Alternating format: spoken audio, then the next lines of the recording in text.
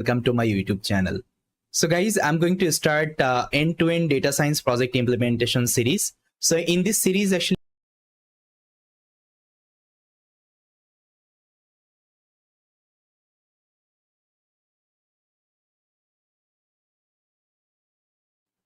hello guys, my name is Bappi Ahmed and welcome to my YouTube channel.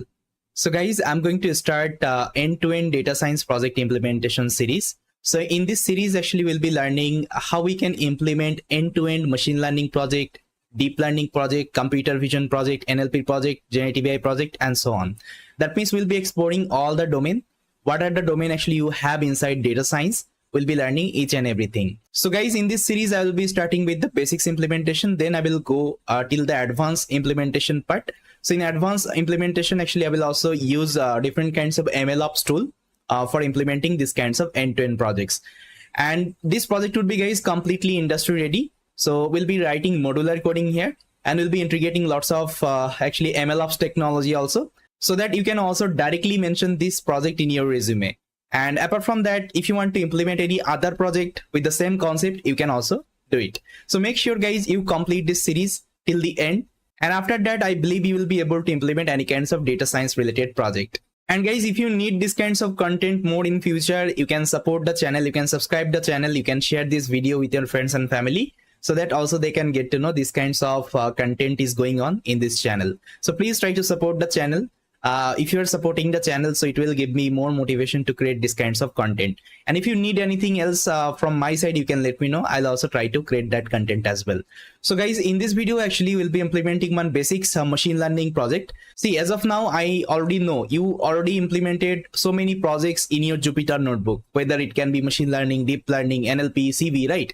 Any kinds of project you have implemented in your Jupyter notebook, or let's say Collab notebook. But we don't know how we can convert these kinds of notebook project as an end-to-end pipeline, right? So this series will give you the entire idea how we can create the pipeline. Pipeline means we'll be creating the entire trading pipeline as well as the prediction pipeline. Even we'll be also creating the user application so that user will get one web interface and they can give the data and they can get the prediction. Okay, so everything will be implementing in this series, so no need to worry.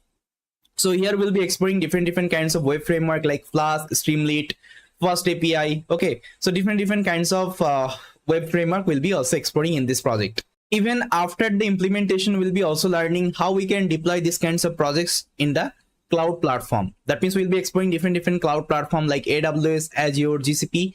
So all kinds of cloud platform will be learning. And we'll be also learning how we can deploy this kinds of project as in CICD. Okay, that means if you want to deploy this project CICD, continuous integration and continuous delivery or deployment, how it can be also performed. So everything will be exploring in this particular series. So guys, as I already told you, here we'll be implementing one machine learning project.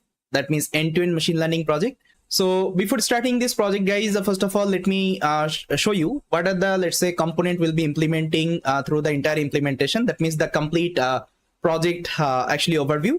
Then I'll be starting with the implementation. And again, I'm telling you guys, I'll be starting from the basics, then I will go till the advanced part. So this is our first actually implementation. So in this implementation, actually we'll be using one easy problem statement. Later on, I will also show you how we can also solve different kinds of complex problem statement as well. So guys, you can see this is the complete project agenda. Like what are the things we're gonna perform through the entire implementation. So the first thing I'll be discussing about the project introduction. Definitely you should know about the project introduction, like which particular problem statement you are gonna solve. Then I will also show you how we can create a GitHub repository. That means here we'll be also doing the version controlling, like we'll be committing our code in our GitHub so that we can perform the code management. So this will help you a lot whenever you will be working in the industry with a team. So as a developer, actually, you always need to update your code to the GitHub so that other developer can refer your code and they can also implement along with you. So that's why we'll be also learning how we can use this Git and GitHub properly in our implementation as well.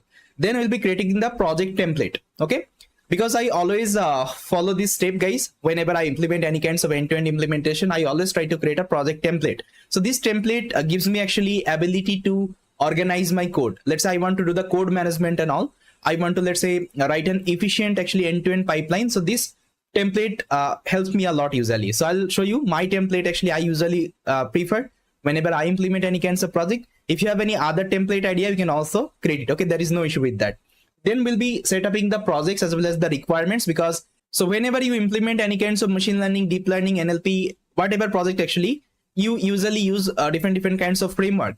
So here we'll be learning how we can set up these kinds of framework in our environment, how we can create the requirements file, how we can create the environment and all. Everything will be learning in this section.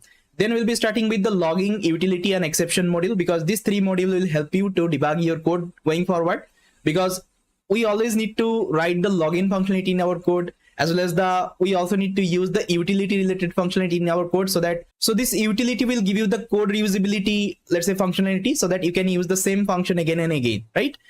Then we'll be also using exception module, because see, whenever you are implementing any kinds of project, definitely there would be some exception, and how we can handle these kinds of exception will be also learning inside the exception module as well. Then we'll be learning the project workflows. That means here we'll be creating like different kinds of like folders and file. There would be lots of folders and file. Now for the first time, you need to know which folder actually you should change first, which folder you should change last. Okay, that's how, which file you should change first, which file you should change last. So these kinds of workflow you need to know. So we'll be discussing in the workflow section as well. Then we'll be implementing all the components in our Jupyter notebook first of all, because I know that you are already familiar with the Jupyter notebook implementation, right? So if I show you the notebook implementation at the very first time, so it would be more clear in your mind how we can use the same code for the pipeline implementation. That means for the modular coding implementation. Okay, that's why I kept this section. Will be first of all implementing all the components as about Jupyter notebook experiment, right? Let's say data ingestion, data validation, data transformation, model trainer, model evaluation. Okay, so this is called actually component. Okay, this is called actually entire training pipeline. So these are the separate component we have to implement. So we'll be implementing on the Jupyter notebook. Then we'll be trying to convert all the component as our modular coding implementation. Okay, I hope it is clear. Then with the help of all the component, we'll be creating the entire training pipeline. That means training pipeline means it's a step of execution. First of all, data ingestion will run, then data transformation will run, data validation will run, then transformation will run, then model trainer will run, then model evaluation will run. That's how it will execute entire pipeline. Okay, and that's how actually we'll be completing the training pipeline as well. Then we'll be also learning the prediction pipeline. That means whenever user will come, they want to predict something on top of the new data, that time prediction pipeline would be executed. And apart from that, we'll be also implementing user application. That means I already told you we'll be creating web application for this project, so that user can get one beautiful web application and they can get the prediction. Then at the last of the implementation, I will also show you how we can deploy this project as a CICD, okay, with the help of Docker in the cloud platform. So guys, this is the entire video agenda. So I hope now everything is clear. Now let's try to see the project introduction, which particular problem statement we're going to solve here. Then we'll be starting with our implementation. Now guys, you can ask me what would be the prerequisite to start with this implementation. So I'm expecting guys, you are already familiar with Python programming at least. See, inside Python programming, you should familiar with something called object-oriented programming. Okay, that means OP. Because here we'll be using OP concept for implementing the entire project. We'll be creating the class and methods, right? So for this OP is required. Then I'm expecting you are familiar with basics of machine learning concept, at least regression part inside machine learning, because the problem will be solving. This is a regression problem statement. Then you should have one AWS account, because if you want to deploy this project, so here I'm going to deploy this project in the AWS cloud. In future, I will also show you how we can use Azure cloud, GCP cloud. Okay, all the cloud will be exporting, but the first cloud will be using AWS cloud. If you don't have the account, so try to create one account. Initially, it will give you $300 credit, and this is enough for you. Then the last thing, guys, I'm expecting your dedication. So if you don't have the dedication, so definitely you will face difficulty. So put your dedication on whatever things I'll be implementing. So just try to implement along with me, so that each and every concept would be clear in your mind. And if you have any doubt, feel free to ask me in the comment. I will try to solve that particular doubt. So guys, the problem statement we'll be solving in this video, actually, the problem statement name is wine quality prediction. So I think guys, you already have familiar with this data set, right? Wine quality prediction data set. So this data set is already available inside Kaggle website. If you just search wine quality data set Kaggle, you will get this data set. I think in Kaggle, you will see lots of competition is also going on with this data set, wine quality data set, right? So we'll be using this data set because I already told you, first of all, we'll be starting with the very basics problem statement. Then we'll be starting with the advanced one, because I know that there will be so many learners, they are starting new, this kinds of project implementation, right? but some of the, let's say, people are they're quite advanced in this field. So I have to take care for all of them, right? That is why I'm starting with the basics implementation, so that those who are starting with these kinds of concept newly, they can also cope up with the concept, right? In future, I will also implement advanced kinds of implementation so that everyone can understand these kinds of concept. So guys, here is the data overview. So in this data, actually, we are having some features like fixed acidity, volatile acidity, then citric acid, then residual sugar. Okay, so these are the actually features we are having. Based on that, what we have to do, we have to predict the quality of the wine.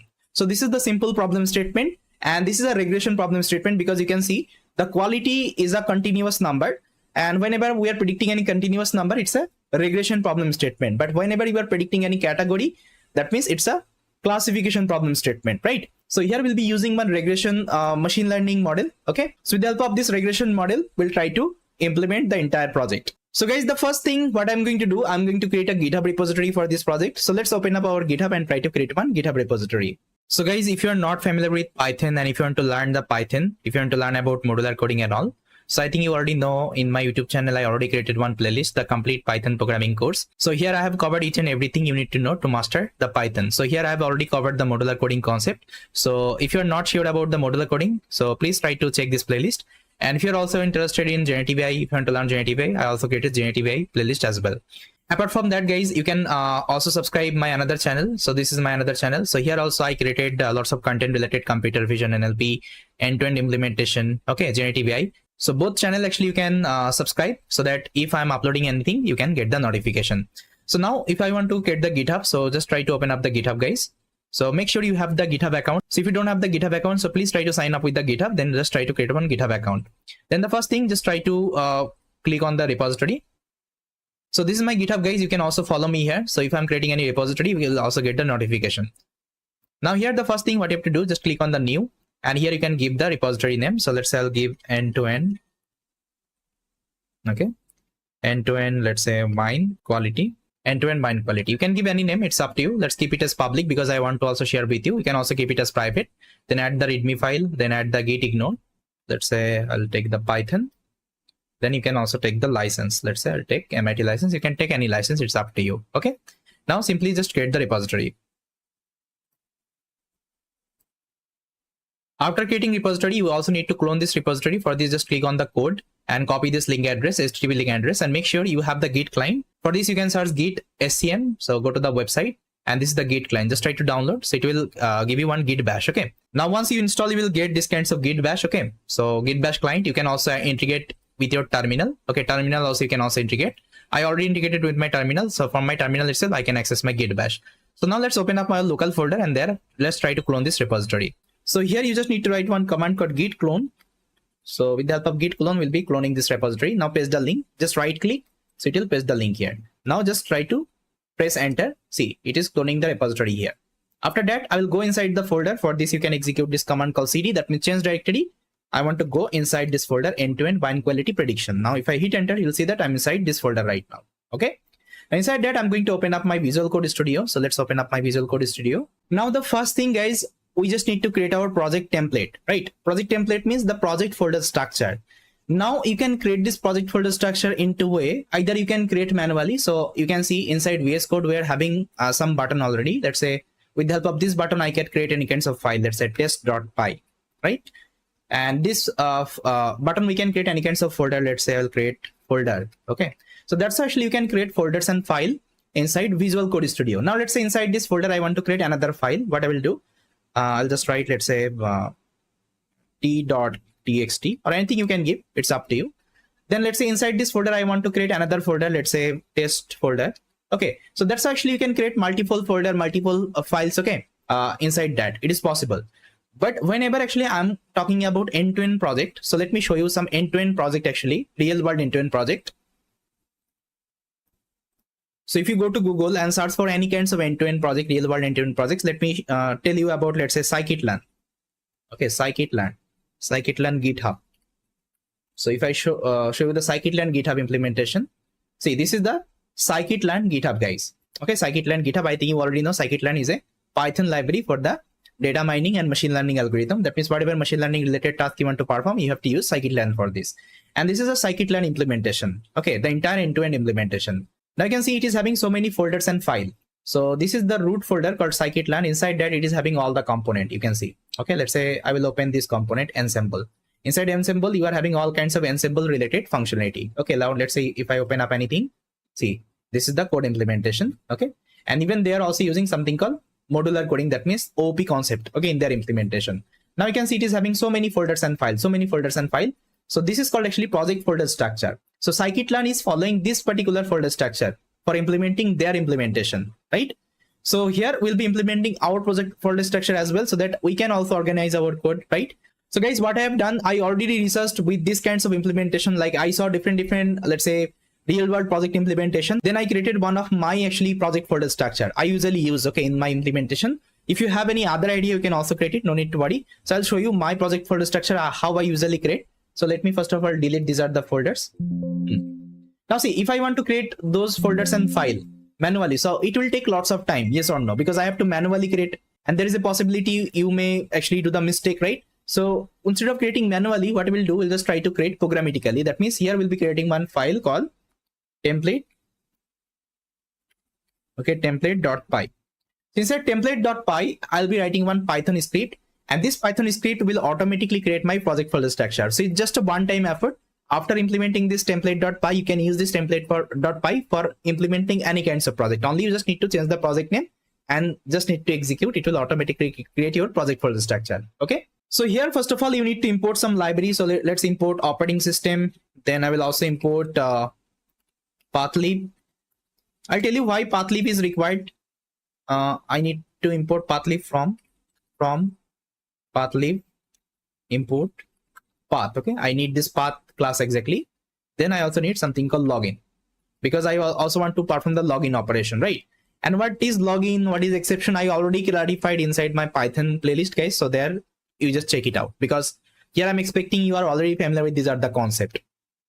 Okay, I'm not going to explain the fundamentals concept here, because this is a end-to-end implementation you are doing, so that I'm expecting you are already familiar with this kinds of concept, right? Okay.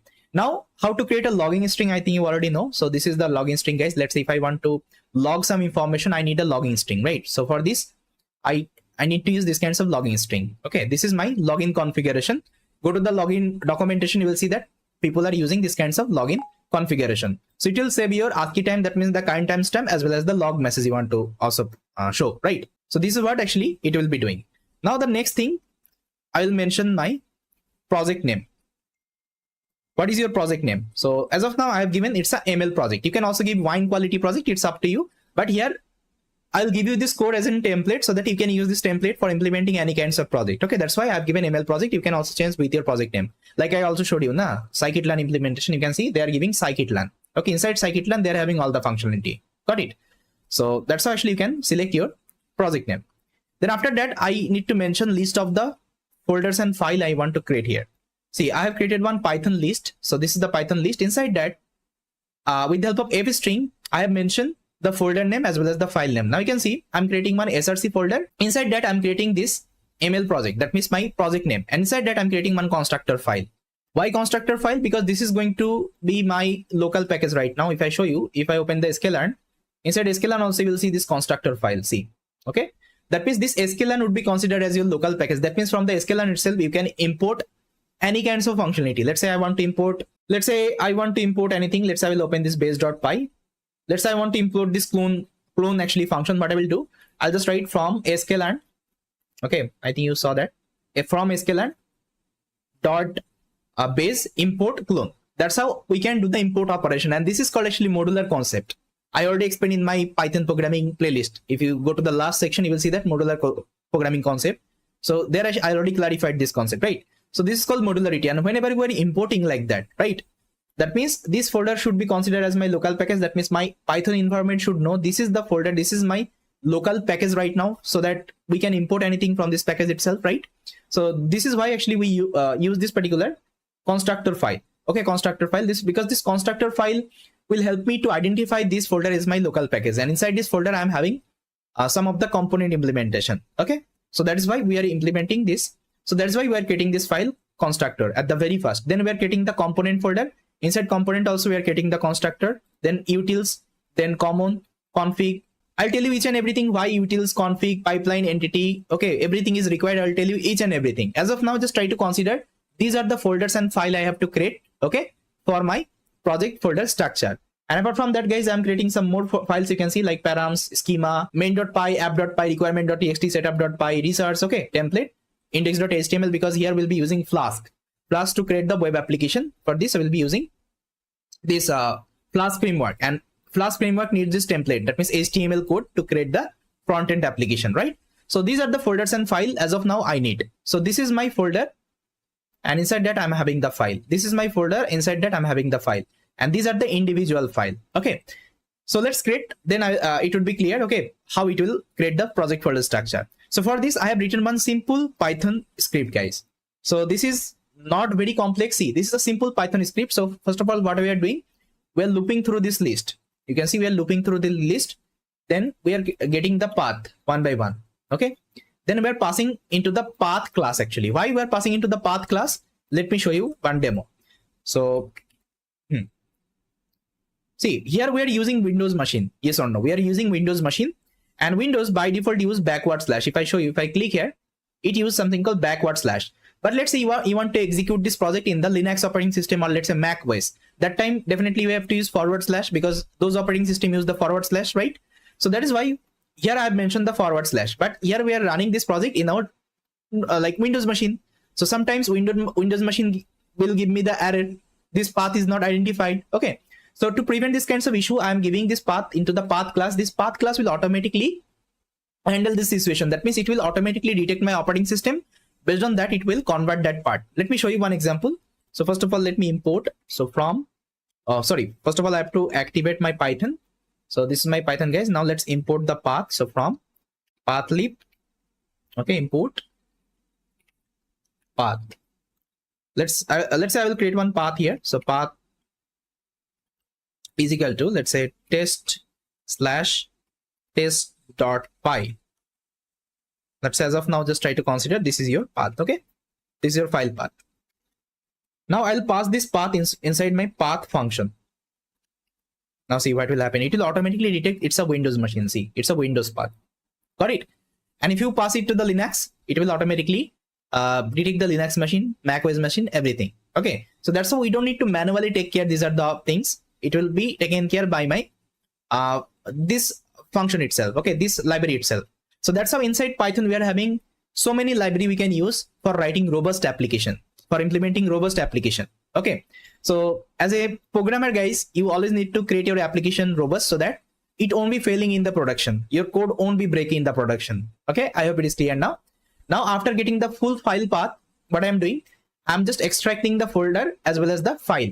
That means I'm extracting the folder name as well as the file. How? With the help of this os.path.split. Let me show you another demo how it will give you the folders and file separately. So I'll open up my terminal again. So let's import operating system OS. Then if I pass this path to my this function, let's say os.path.split. Okay, inside that I'm going to pass this path. Now see, it will give you two actually things. One is the folder and this is the file in a tuple format. You will see that this is the folder and this is the file, and we are unpacking it. I think you know how to perform the tuple unpacking. And after unpacking, folder would be stored in the file directory and file would be stored in the file name. Okay, after that we are creating the folder, okay, with the help of os.make directories. And after that, and after creating the folder, we are also creating the file. Okay, we are opening the file, and this is an empty file. Okay, I want to create, I don't want to create anything, that's why I'm passing the pass operation. And before that, I'm checking two conditions. If this file is not exist and this file size is 0, that means if it is an empty file, then I will try to create it, otherwise I won't be creating. Let's say in this file I'm having some code implementation, so I won't be replacing that file, right? So this file should be skipped. So that is why this condition is required. Then after that, I'm doing the login operation. You can see with the help of logging.info. Okay, so it will show you the log in the terminal. Then if this file is already exist, it will give you one exist message. Okay, that's it. So this is the simple implementation I have done in the template.py. Now let me execute and let me show you the magic, how it will create the project folder structure. So I'll open up my terminal. I'll exit my Python. Let me clear.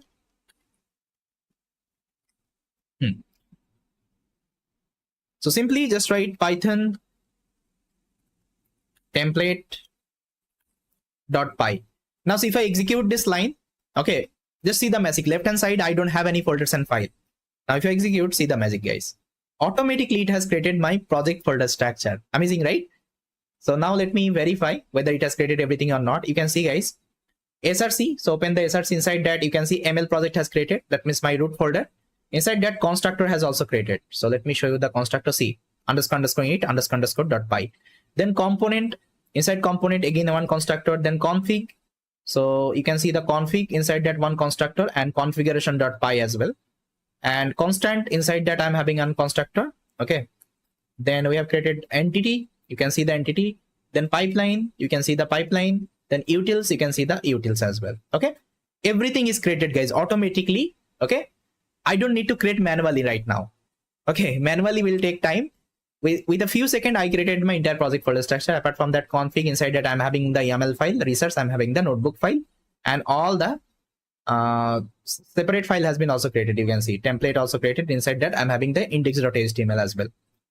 I will discuss each and every file, why it is required. Let's say why config YAML is required, why params YAML is required. I'll discuss each and everything. No need to worry. As of now, just consider this is my project folder structure. That's it.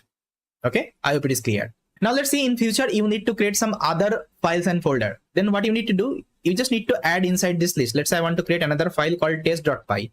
So make sure it should be a string test.py I want to create. So what I will do, I'll just open up my terminal and I will execute this command again, python template.py. Now see, it will create this test.py automatically, right? That's how you can create thousands of files and folder in just one shot. Now let me delete it. It is not required. Now let's commit the changes in my GitHub. So you can commit from your Git bash as well. You can also commit from your VS Code. So let me show you the Git bash, how it can be done. So just write git add space dot, then git commit. Okay, -m. This is the commit message. So folder structure, add it, then git push origin main. This is the main branch. Okay.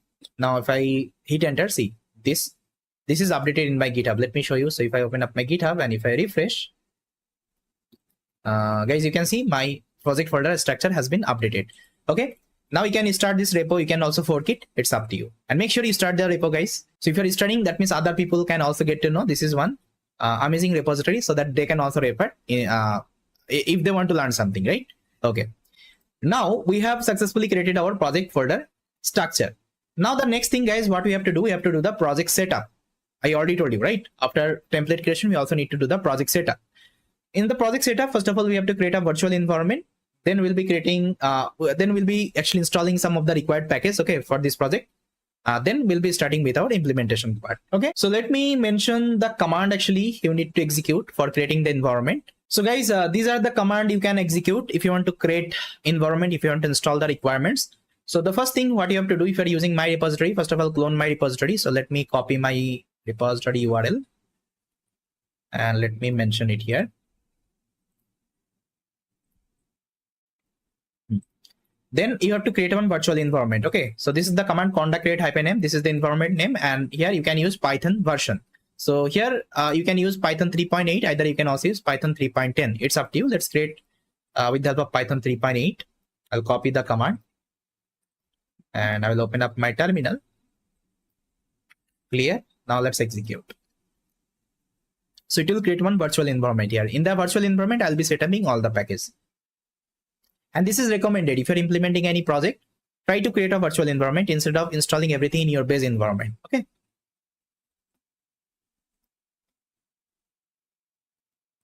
So guys, you can see my environment is created. Now I have to activate with the help of this command. So I already written the command, just try to copy and let me execute it here. So it will activate my environment. Sorry, I think I haven't copied. Copy.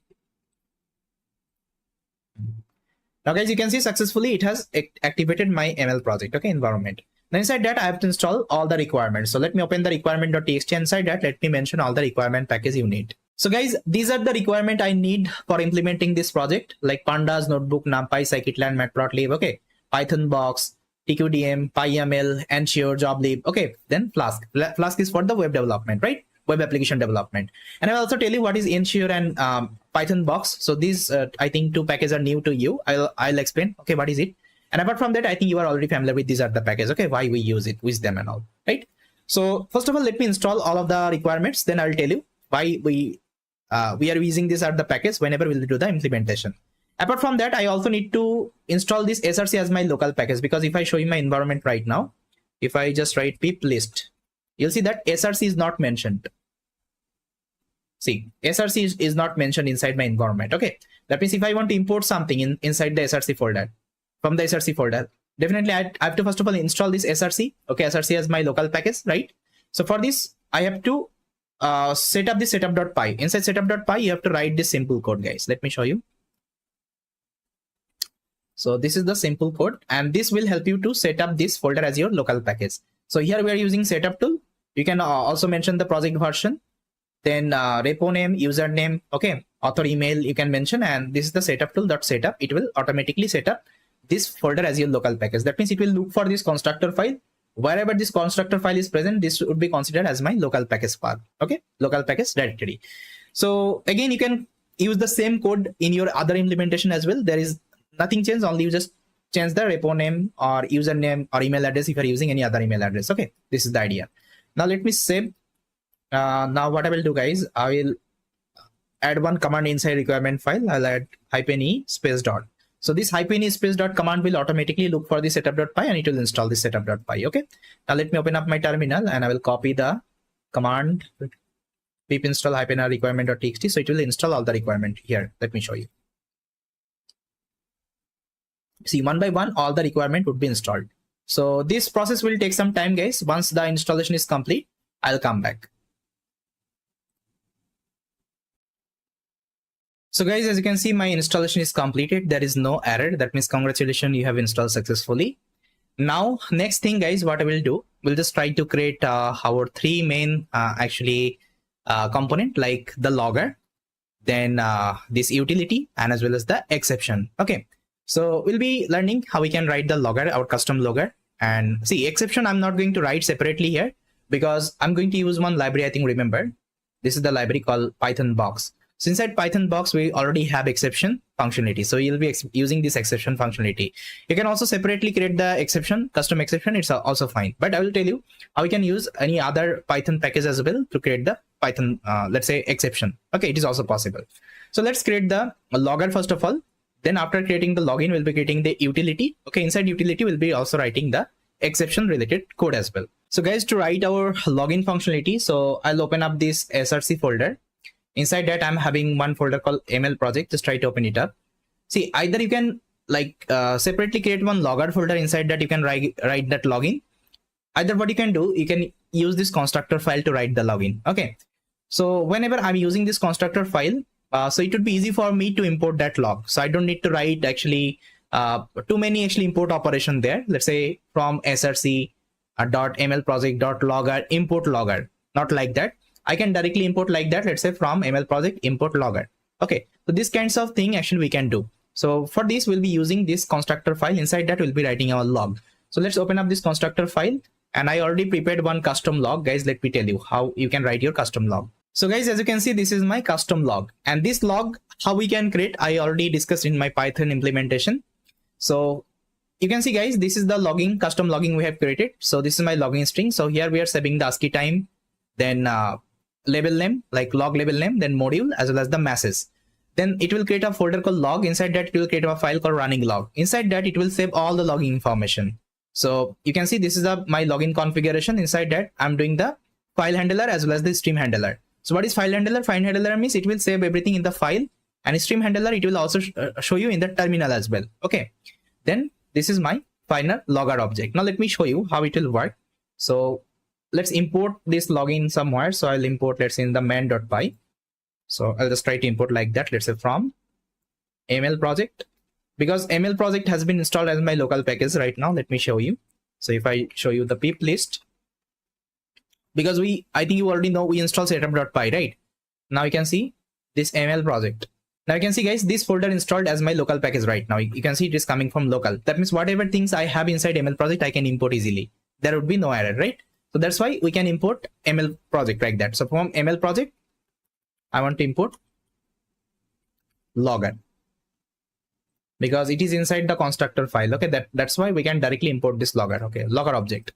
Now simply, if you want to log something, just write logger.info. Inside there, just try to mention your log. Let's say I will mention welcome to ML project. Okay, let me save. Now if I execute, see what will happen. It will create a log folder here. So Python main.py. Left hand side, you can see it has created one logs folder. Inside that, it has created one file called running log. Inside that, it has created one file called running_log.log. Now let me open it up. You can see, first of all, it will save the current timestamp and date. So when I executed this program, so this is the date and this is the time. This is the info level log. This is the file. That means from this file, actually, it is executing, and this is the log message. That means whatever, let's say, setup configuration you have given, ASCII time, label name, module name, message, everything will save here. I hope it is clear. Now, if I execute for the next time, let's say I'll give another message here. Welcome to channel. So see, it will also save another line. Okay, at the very first. Got it. Now I think you got it how to write the custom log. Fine. Now also let's write the exception as well as the utility. As I already told you, exception I'm not going to write separately. We'll be using box exception. Okay. So for this, we'll be writing this exception in the utility itself, right? So let's open up my utility. Inside that, you are having one file called common.py. Let's me open it up. And now you can ask me what is utility. Utility means, see, the same function you will be using again and again in your implementation. Let's say I want to read this YAML file.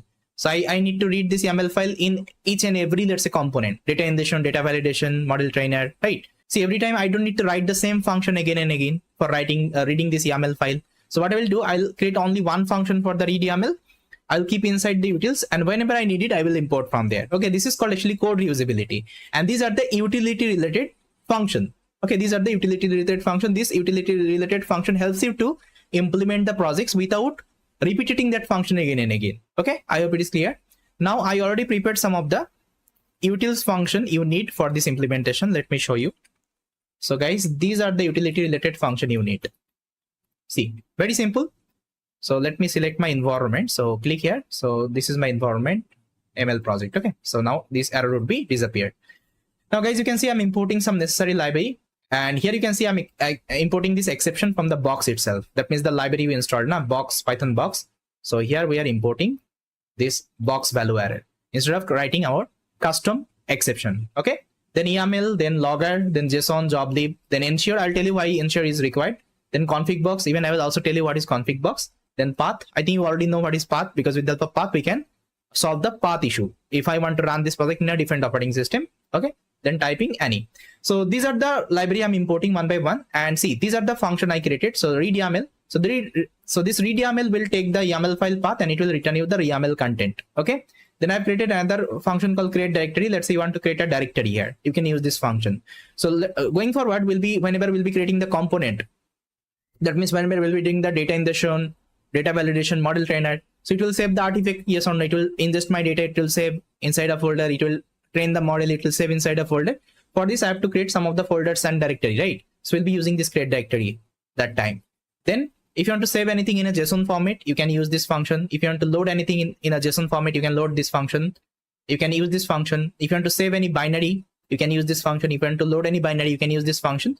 That's how I created some of the utility related function which you may require, okay, in your project implementation. So all the functionality I won't be using, but I kept just for your reference. If you want to use them later on, you can use it as it is. Then get size. Let's say you want to check any size of a file, you can use this function as well. Now guys, you can see with the help of box exception, I'm adding the exception layer as well. If any exception is going on, it will also throw the exception. Got it? Now let me tell you what is this config box and what is this ensure annotation. Okay, why we're using in each and every actually function. Okay, why it is required. So for this, what I will do, guys, I will open up my resource. So you can see there is a resource trials.ipynb I created. So inside these trials, we'll be doing the experiment. Like we'll be learning why we're using this at the functionality. Okay, these are the thing. Now let me first of all select the kernel. So Python environment, I'll be selecting my ML project. Okay, it's fine. Inside that, first of all, I'm going to create a So inside this resource folder, I'm going to create a YAML file. So let's say I'll give it as test.yaml. And inside this YAML, I'm going to write some content. Let's say, first of all, I'll write the name. Let's say Bappy. Then I will also write the email. Let's say I'll add my email.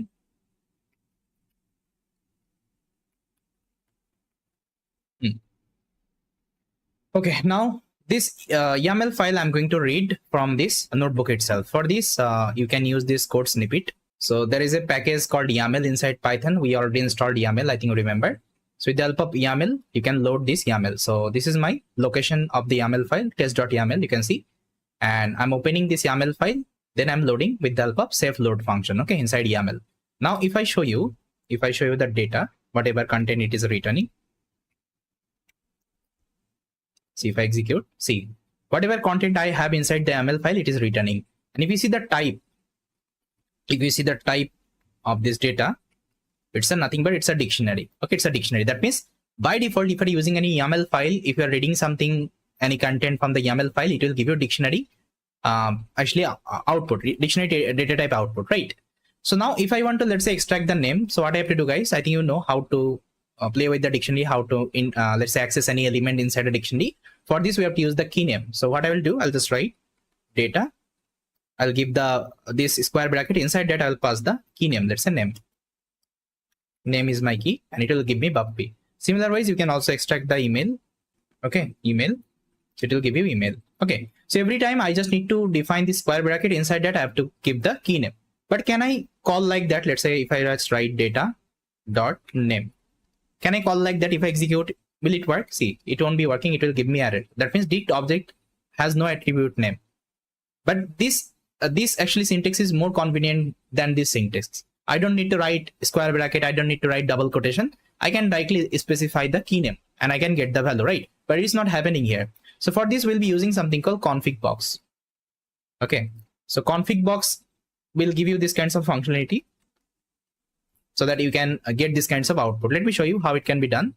So first of all, let's import this ConfigBox from the box. So box import ConfigBox. So inside ConfigBox, okay, you have to pass the data object, whatever data object actually you got after reading the YAML file. Okay, so it will give you, let's say it will give you the data D. Okay, now see if I execute, now if I show you the D, now you can see it's a ConfigBox type right now. Now I can easily call the name. Okay, d.name, so it will give me name. And if I call d.email, it will give me the email. Okay, that means if you want to call like that, you can do it with the help of ConfigBox. ConfigBox will give you this kinds of ability. And this is like more convenient than this one. Okay, so this is a new package. That's why I thought let's also show you how we can use them in our implementation. With otherwise, if you're not using it, it's completely fine. But every time you need to call like that. Okay, that's why I thought me show you this one as well, so that whenever we are reading any kinds of YAML file, so that we can let's say return all the, let's say, content as a ConfigBox type output, so that we can extract like that. Okay, I hope it is clear now. Now let me show you the next one, which is nothing but EnsureAnnotation. Why EnsureAnnotation is required? For this, let me show you another example. So EnsureAnnotation. So let's say here I'm having a function. The function name is getProduct. So it takes two numbers, x and y. Both are integer type, and it will give you x times y. Okay, this is the product function we have created. Now if you pass any value inside that, so it will give you the product yes or no. That's x is equal to 2, y is equal to 4. It will give you 8. But if I pass like that, let's say x is equal to 2, y is equal to string of 4. Will it work that time? Because here you have mentioned integer, but here you are trying to pass string. Now see if I execute, still it will work. Okay, still it will work. It is giving me 44 because it is multiplying this integer with the string, and that means it is repeating this string that number of time. That means 2 times. You can see 4. Okay. So let's say you have written a very big project and you are getting this kinds of unexpected output. That time you will go mad. Like, what is happening in my code? It is not giving me error, but you are getting unexpected output because of that. Because here you have already said it should be integer, but still you are able to give the string type input. Okay, it's not actually fair, right? So to overcome this issue, actually we can use one package called EnsureAnnotation. So inside Ensure, we're having the EnsureAnnotation functionality. So let me import it. then whatever function you have written, only you just need to add the decorator. Okay, so ensure annotated decorator on top of the function. Okay, now see what will happen. Now if I try to give the integer, it will work, but whenever you will try to give the string, it will throw you error. So it is throwing error, argument y type class string, function object does not match annotation type class int. That means here it is expecting integer type, but you are given the string type. Okay, that's how we can fix this kinds of small error, and we can make our code more robust. I hope it is clear now. Now I think you got it, guys, why we are using EnsureAnnotation on top of all the function here. All right, great. So this is my entire actually login exception as well as the utility implementation. So guys, we are done with the login, utility and exception. Now the next thing I'm going to show you the project workflows. Like here you can see we are having like so many files and folder. Now there would be a question in your mind, which folder I have to change first, which folder I need to change last. Okay, for this I always need to follow one workflow. Like here I'll be writing the workflow, that means step by step actually folder name, file name, so that you can refer that and you can update the code, right? So after showing you the workflow, what we'll do, we'll try to implement the entire project in our Jupyter notebook. That means this wine quality dataset will be getting, and will be performing all the EDA, feature engineering, model training, okay, model evaluation, will be performing each and everything on our Jupyter notebook. Like whatever things you have learned so far, like Jupyter notebook implementation will be performing that. Then I will show you how we can convert the Jupyter notebook as our end-to-end pipeline. Okay, so that understanding would be more clear. I can also start directly coding the modular coding, but what will happen, you will get some difficulty to understand, right? Like how we are getting the pipeline, how this code is coming from here, right? So after implementing the Jupyter notebook implementation, it would be easy for you to get everything, because I'm going to copy the code in my from my Jupyter notebook in my modular coding. That is what actually we'll be doing, right? Okay, so let me first of all show you the project workflow. So guys, this is the project workflow. You can see, first of all, I have to update the config YAML file. Okay, the first thing you have to update the config YAML file, then you have to update the schema YAML file. You can see there is another file called schema.yaml. Then params.yaml. You can see params.yaml is also there. Then entity. You can see entity is there. I have to update this folder. Then configuration manager in src config. That means inside src config, configuration config, I'm having this configuration.py. I have to update this file. Then components. Then you can see component. Inside components will be having different components like data ingestion, validation, transformation. These are the component. Then pipeline. That means we have to update our pipeline. Then main.py. This is my endpoint, and then app.py. App.py should be my my web endpoint. Okay, web application endpoint. So if you execute app.py, it will launch on web application. Okay, so this is the entire project workflows. That means we'll be referring this workflow, then we'll be updating the code. Now it will be easy for you to update. Otherwise you will forget, right? But you have to update at the very first. Yes, so this is the workflow. Now let's try to implement the entire project as our notebook experiment. So for this, what I will do, guys, I'll create a notebook here inside research folder. I'll name it as experiment.ipynb. Okay, so inside that we'll be doing the experiment. So guys, if I want to perform the entire experiment, the first thing we need the data. Now you can ask me where I will get the data. So just go to the Kaggle website. So just search for red wine quality dataset Kaggle. So Kaggle is already having that data. You can already download from. So you can download this data from the Kaggle website. So you can see this is the data, and here is the CSV file, guys. You can download this data. Okay, it's around 26 kilobyte around, and it is having all the features. The feature actually I showed you. So based on that, actually I have to predict the quality of the wine. Okay, this is the idea. Fine. So to just try to download the data, I already downloaded the data. Let me show you. So let me also give the dataset link in my notebook so that you can also download later on. So here I can mention data link. Okay, so if you click here, you will get the data. Now for me, I already downloaded the data. Let me just create a data folder here, and inside that I will move my data. So guys, as you can see, I already moved my data inside data folder, and this is the wine quality red CSV, and this is the entire data. Okay, now I have to load the data inside my this notebook. Okay, so for this, let's write the code. So first of all, I will import operating system library. I'll select my environment. Okay. Then if I show you my project working directory right now, so let's say pwd, you can see I'm inside research folder. But my data, it is present inside my project working directory. That means this root folder. This is my root folder, guys. Always try to remember, whenever you are implementing any project, implement inside your root folder. Okay. So now currently I'm inside a research folder, but I have to come back inside this root folder. For this, what you can do, you can use this syntax. You can just write os.chdr. That means change directory where I want to go back one folder back. So for this, just give // okay. Now if I see execute, now I'll be present inside my root folder. Okay, now see wine quality prediction folder. Got it. Now I can easily access my data. So first of all, let me import pandas, because with the help of pandas, we'll be loading the data. It's a CSV file, right? Now you can define the data path, data_path. So data is present inside data folder /. So you can copy the name. You can mention it here, .csv. Okay, now let's load the data. So I'll just write wines is equal to pd dot read CSV. I think you already know these kinds of basics of data analysis, how we can perform it. You have already learned in your machine learning, right? So here I'm not going to perform like so many EDA, so many feature engineering. I'll tell you whenever we'll be implementing advanced kinds of project, that time how it can be done. But here I'm showing you the implementation, how it can be done.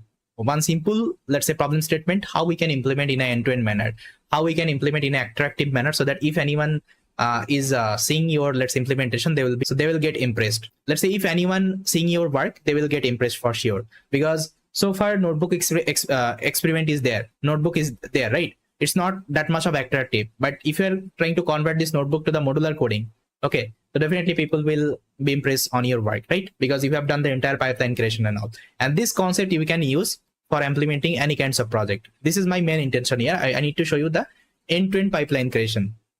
For a problem statement, you can take anything.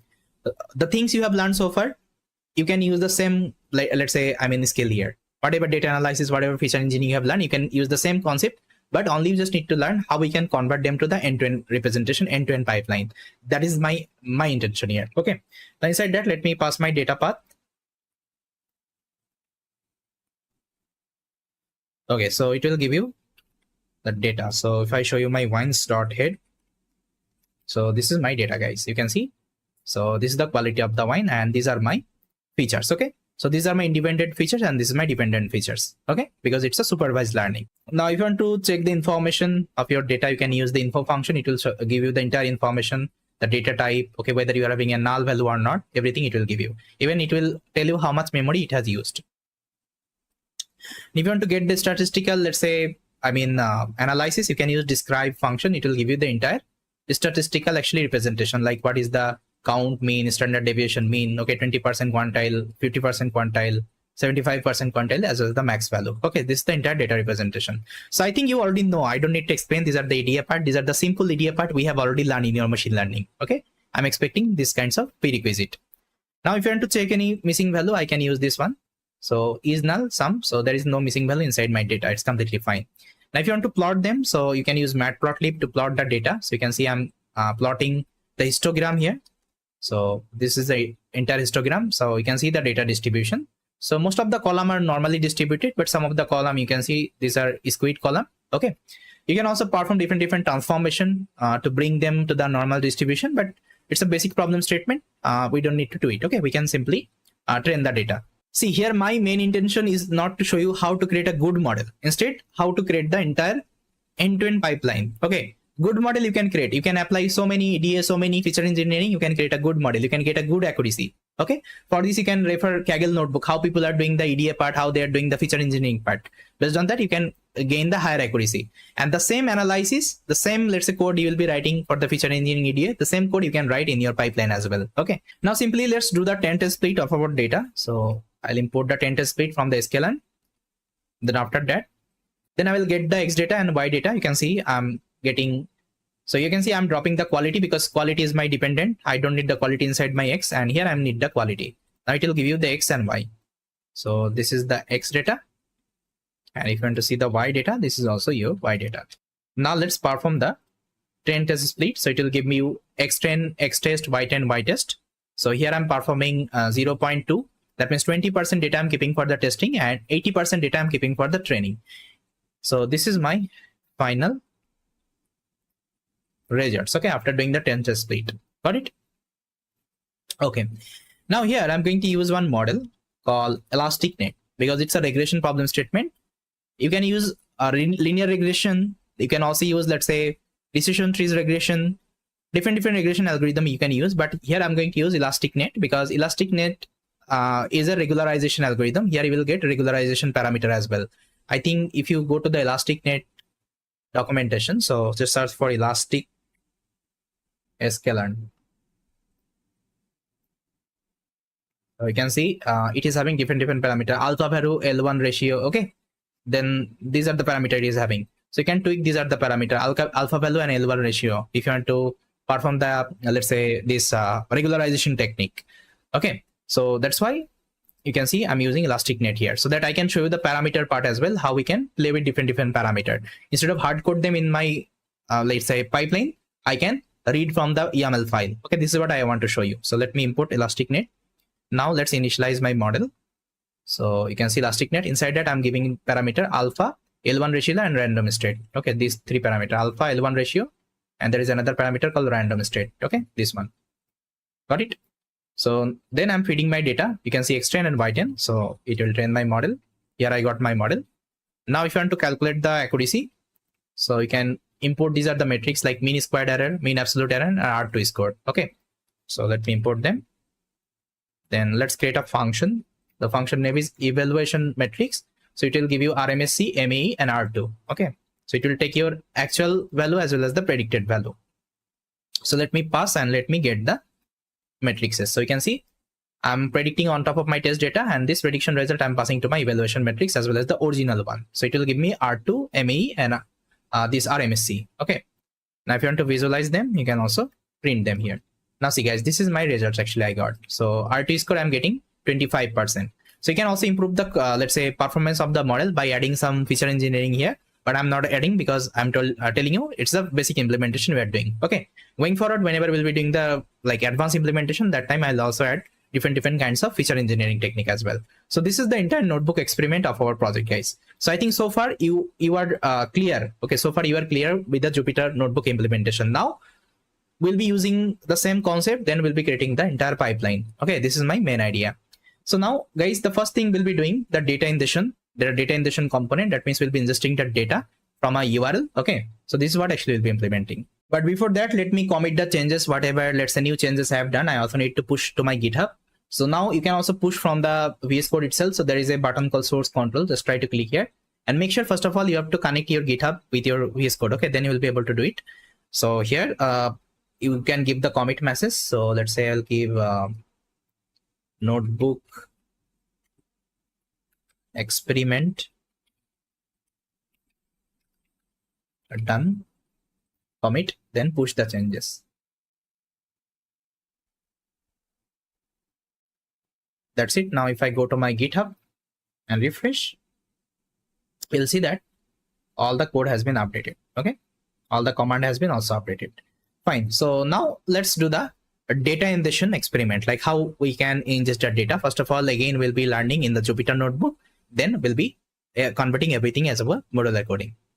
So guys, we have seen the entire notebook experiment. Now the first thing we'll be doing the data ingestion part. But before starting with our modular coding implementation, first of all we'll be doing in the Jupyter notebook. Then once Jupyter notebook experiment is working fine, we'll try to convert this as our modular coding implementation. So for this, in the resource folder, I'm going to create another Jupyter notebook file. Let's name it as 01 data ingestion, because data ingestion would be our first stage. So that's why I've given 01. You can also ignore this number. It's completely fine. But I want to show you the pipeline, like what will be the execution flow. That's why I've given the number data ingestion.ipynb. Okay, so let me select the kernel. So here, the same thing I have to do. I think you remember. We have to first of all get back to our root directory. Okay, that means our project directory. So for this I have to execute, these are the code. So let me copy paste here.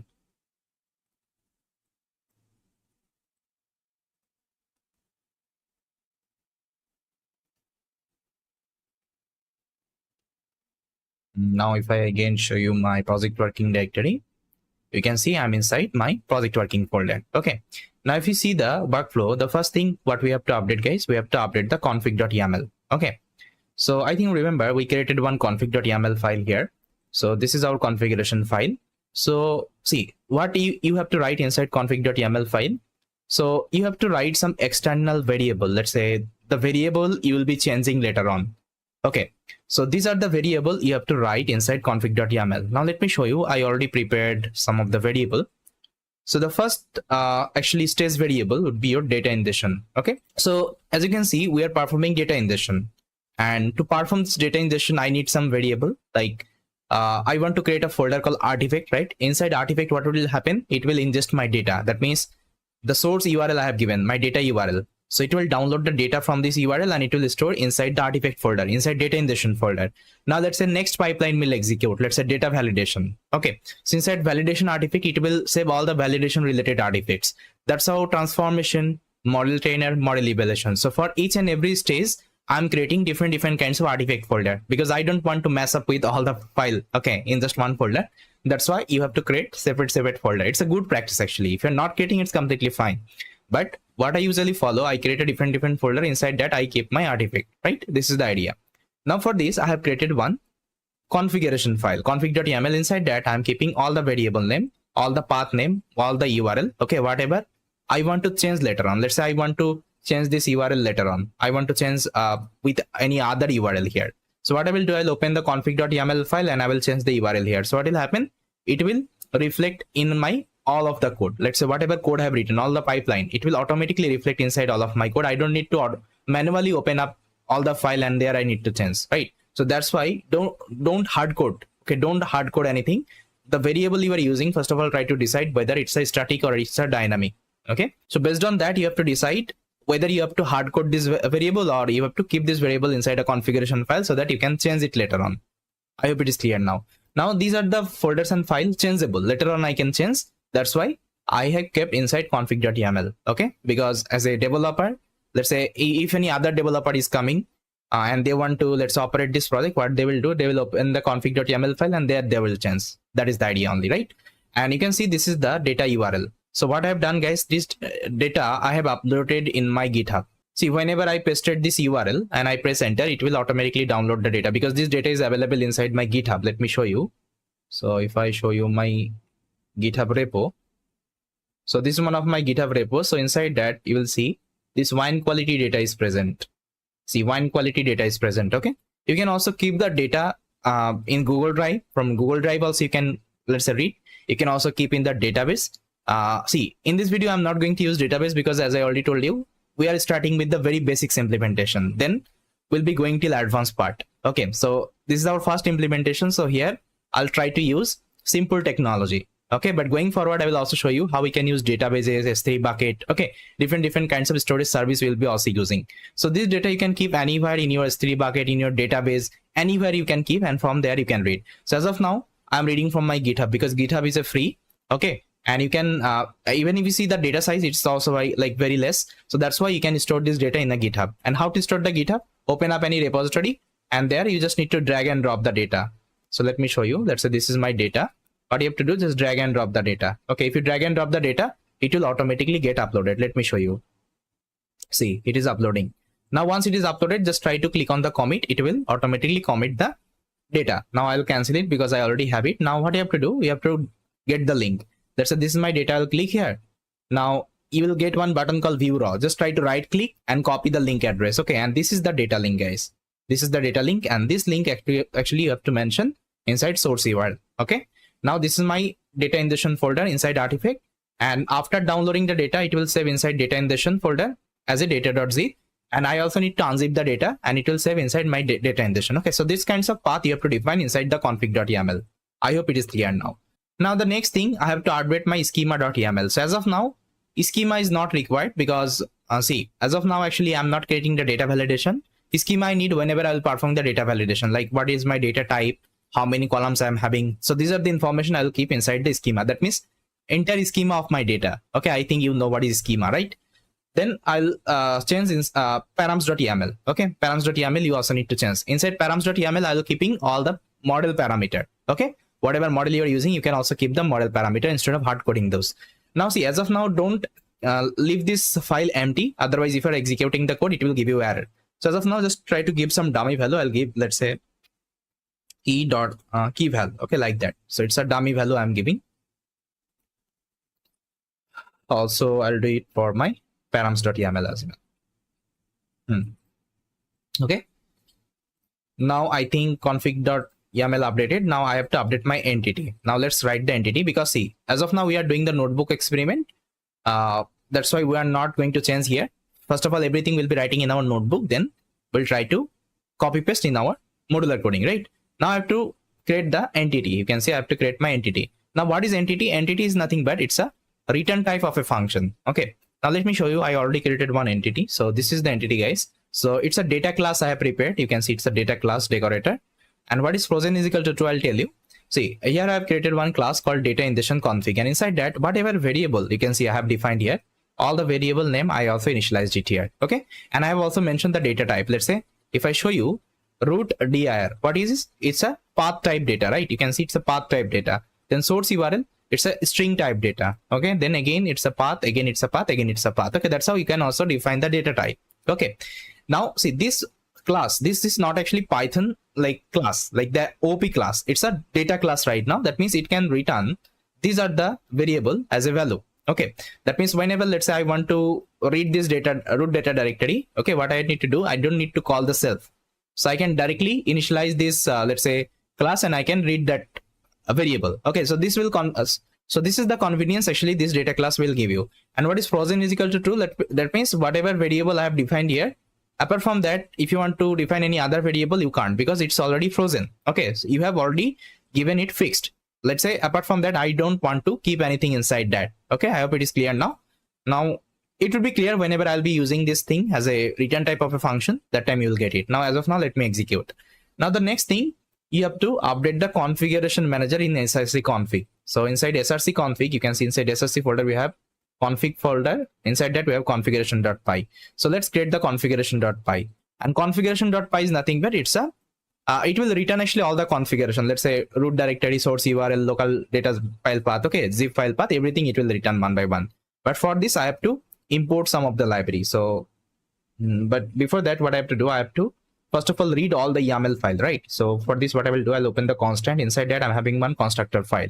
Now inside constructor, I will return all of my YAML file path. You can see with the path library, I'm returning all the YAML file path one by one. Okay.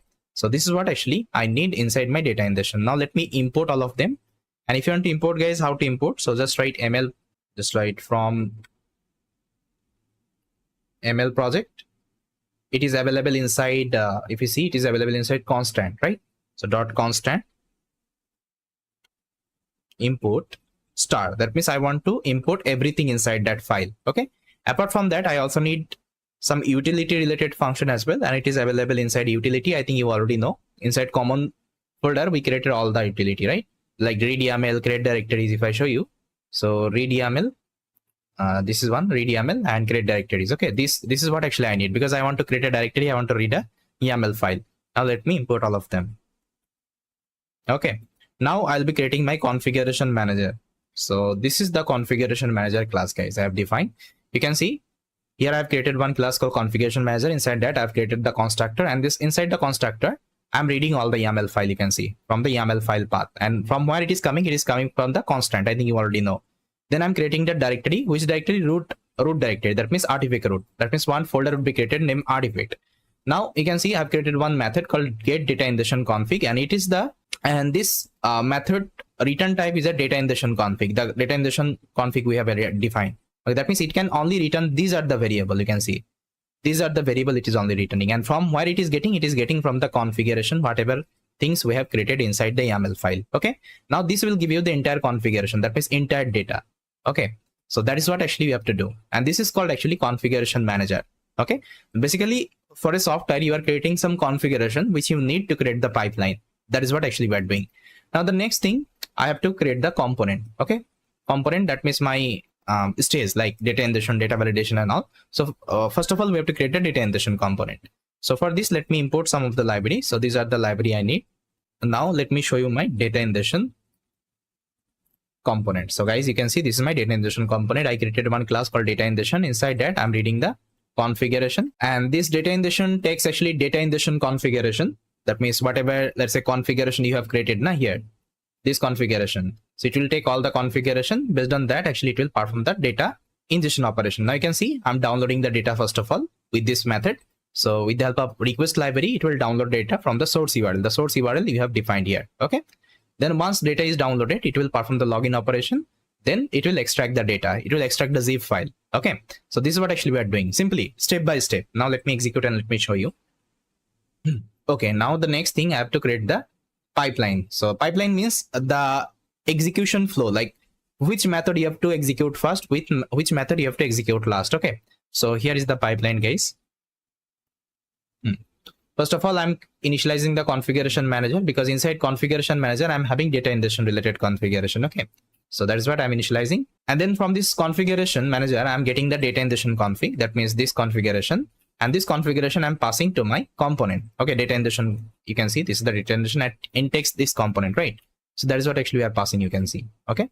Then after that, I'm calling this method, first of all, download file and extract the zip file. That means this is the flow of execution. First of all, this function will run, then this function will run. Okay. And now let's say you are executing this extract zip file at the very first. It will give you error because data.zip file is not present, right? So first of all, you have to download the data, then you have to execute the extract zip file. Okay, this method. This is called pipeline. Now see, if I execute the pipeline, you'll see that it will create an artifact folder. Inside that data ingestion folder, inside that it will ingest the data and it will also unzip the data. Let me show you. See, it is executing. Now see, ingestion is done. Now if I show you the artifact, now guys, you can see inside artifact data ingestion is created. Now data.zip file as well as my wine quality rate.csv. That means it has also performed the unzip operation. Now you can see my data ingestion pipeline is running successfully. There is no error. And this is what actually we have done inside our Jupyter notebook. Now what we have to do, we have to convert this Jupyter notebook as our modular coding implementation. Okay. So guys, now we'll try to convert this notebook as our modular coding. That means here everything will be writing. And see, once you implemented the notebook, you don't need to write the code from scratch. Everything you can copy paste from your notebook only. Let me show you. So I think you remember the first thing we have to update the config.yaml, and this is already updated. I don't need to update. And apart from that, this 2 file is also updated because as of now, I don't need it, but I have updated some dummy value. Now, first thing what I have to update the entity. Now let me open the entity file. So inside src, you can see we are having this entity folder. Inside that, we are having the config entity. Let me open it up. And inside config entity, whatever entity you have created, just try to copy paste. So this is my entity. So copy and paste.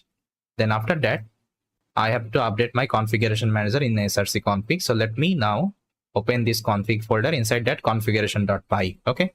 Now whatever configuration you have created, let's try to copy paste. So this is the import, and this is my configuration manager. Okay, that's it. Now I also need to import data ingestion config from my entity. So let me import it. So from ml project dot entity dot config entity import.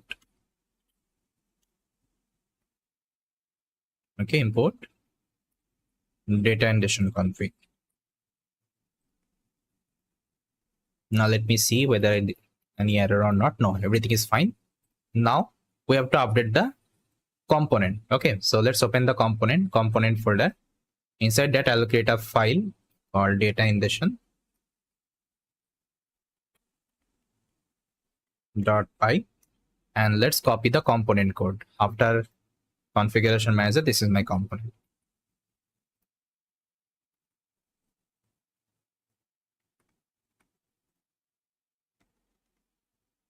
That's it. Again, I have to import the config data ingestion config from entity. So from ml project dot entity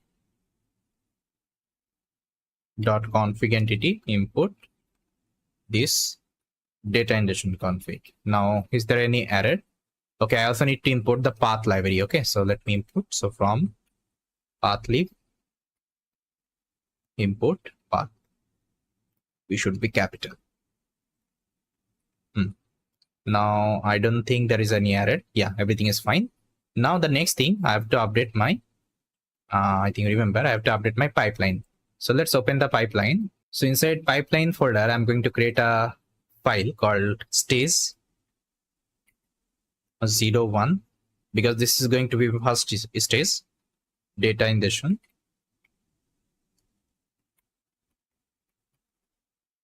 .py. Okay. Now here, I think remember, if I want to execute the pipeline, I need configuration manager and this component as well. Okay. So let me import all the necessary library inside here. So these are the necessary library I need: configuration manager as well as my component, data ingestion component, and I'm also importing the logger. Now I have to give this stage name first of all. So stage name should be data ingestion. Okay. Then I'll create a class called data ingestion training pipeline, and constructor should be empty. And inside main function, what I've done, I've just copy pasted the entire pipeline. See, this is what actually I've just copy pasted inside that. That's it. Now if you execute the main file, that means your entire pipeline would be executed. Now this is going to be my first stage, okay, inside the pipeline. Now let me test whether everything is working fine or not. So let's call this main function inside my endpoint. So I'll consider main.py as my endpoint as of now. Later on I will switch to the app.py. Okay. So first of all, let me import this pipeline, data ingestion training pipeline from stage 01 data ingestion from the pipeline itself. Okay, you can see. Okay, I'm importing it, as well as I'm also importing the logger. Okay. Now the next thing, I will execute this line of code. Okay. That means I'm initializing my training pipeline, and from the object itself, I'm calling the main function. Okay, this main method, whatever main I have defined, this is what actually I'm calling. And I'm calling inside try except block. Okay, let's see if any exception is there. It will show me the exception as well. Now let me delete the artifact folder and let me show you the execution again, whether it's working or not. So I'll open up my terminal. Inside project folder, I will open up my terminal. I'll activate my environment. Now what I will do, I'll execute the main.py. So Python main.py. Okay, so it's not getting executed. Just a minute. Okay, I have to save the file, Ctrl S. Now let's execute. Now see, my pipeline is executing. Now if I show you in the artifact folder, see, it has ingested my data. Okay, so that's how, if you have implemented the notebook, very easily you can convert them to the modular coding. Okay, and this is what actually modular coding. We are managing the different files. Okay, now we'll be following the same approach to implement our remain actually, let's say stage, like let's say data validation, or let's say model trainer, or let's say data transformation. Whatever we are doing, we'll be following the same stage. Got it? So now I'll go a little bit fast because I think you got it, what we have to do exactly. Okay, the entire, let's say project workflow, like how should we update the folders and file. Okay, now I think you got it. Now the next thing we'll be doing the data validation. Okay, data validation, first of all we'll be doing the notebook experiment. Then similar wise, we'll also try to convert this notebook as our modular coding. So guys, now let's start with our data validation. So for this, I'm going to create another file inside research called 02 data validation .ipynb. So let me select my kernel. Now similar wise, I will execute this line of code just to get back to my project working directory. Now see, everything would be common as of now, whatever we have done, only the logic would be different. Okay, that's it.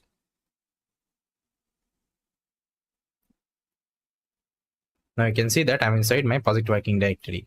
Now see, what exactly we're gonna perform inside data validation. That means here we'll be validating the data. Let's say the data actually we are having. So it is having some feature, yes or no. Let's say fixed acidity, volatile acidity, and so on. And based on that, I have to predict the quality of the wine. Okay, I think you know. So here, first of all, I have to check. Let's say the data actually we are using, it is having all the column or not. Okay, all the column or not. If any of the columns is missing, that means this data is not, correct data. So that time what we'll do, we'll not start the training. We'll raise the exception to the user. Your data is not in a correct format. So try to give the correct data. Okay. Otherwise, if it is true, that means all the columns are exist. I will try to proceed with the training, because at the end training would be costly, right? If I'm taking any, let's say, instance to the cloud platform, and there if I'm training my model, okay, so it would be costly. And if my one of the column is missing, that time I won't be getting my desired output. So why you will be doing the unnecessary computation there, right? So that's why first of all we have to check the data, whether our data is in correct format or not. If it is correct format, then we'll start with the training. Otherwise we'll stop the training. Okay, we'll raise the exception. This is the idea. So first of all, let me show you the data. So let me import the pandas library and let me read the data. So you can see data is available inside artifact data ingestion and one quality red CSV. Now if I show you the data, see, this is the data.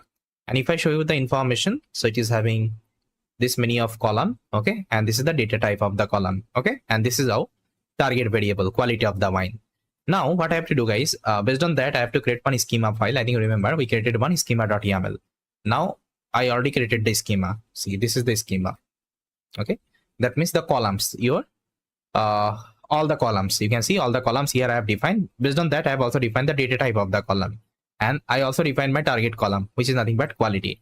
Now with the help of this YAML file, what we'll do, we'll just try to validate, we'll just try to read our data and we'll check whether all the columns are exist or not. Okay, all the columns are exist or not. If it is exist, status would be true, otherwise status would be false. This is the simple code we'll be implementing. Now let me show you how it can be done. Before that, let me show you the configuration, that means data validation related variable. So this is the data validation variable. That means it will create another folder called data validation. Inside that, it will actually validate the data. That means it will create a status.txt file. Inside status.txt file, it will say whether validation status is true or it's false. If it is true, that means data is correct. If it is false, data is not correct. Okay, this is the idea.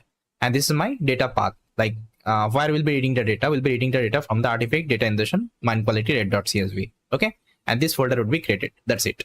Now with the help of that, let's create the entity. So let me show you how to create the entity. So this is the entity, guys. You can see I'm returning only this variable only. Okay, one by one.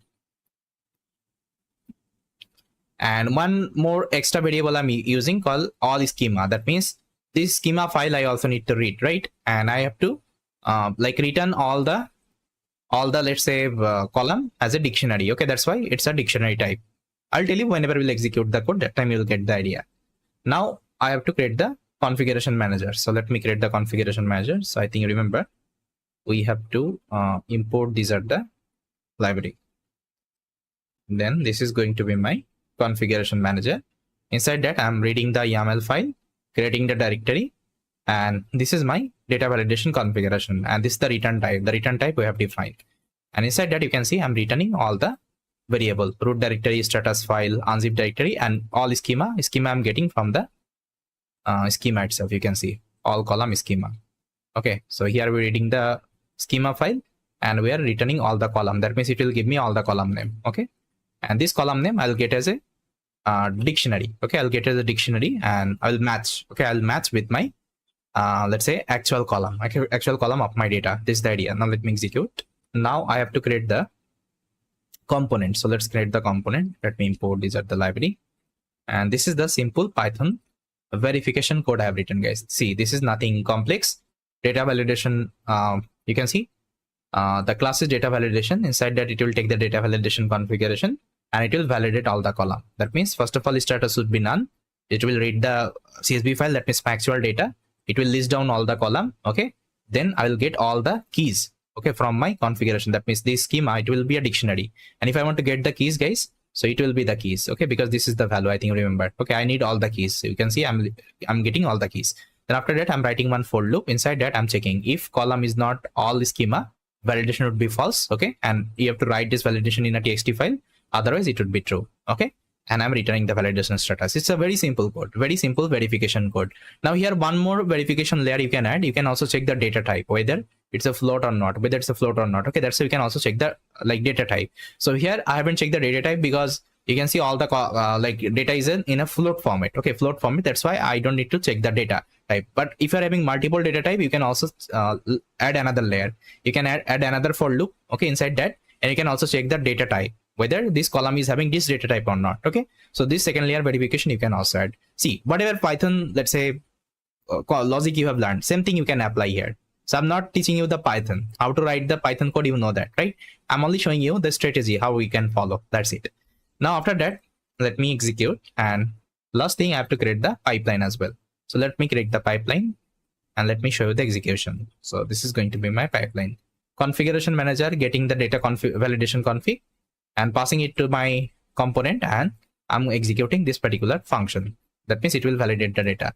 So if I execute in the artifact, it will create another folder called data validation. Inside that is status.txt. Now we can see status is true. Okay, that means all columns are exist. Now let's say by chance one of the columns is missing. Let's say this columns is missing. Okay, now if I execute the code again, so I have to execute from again here.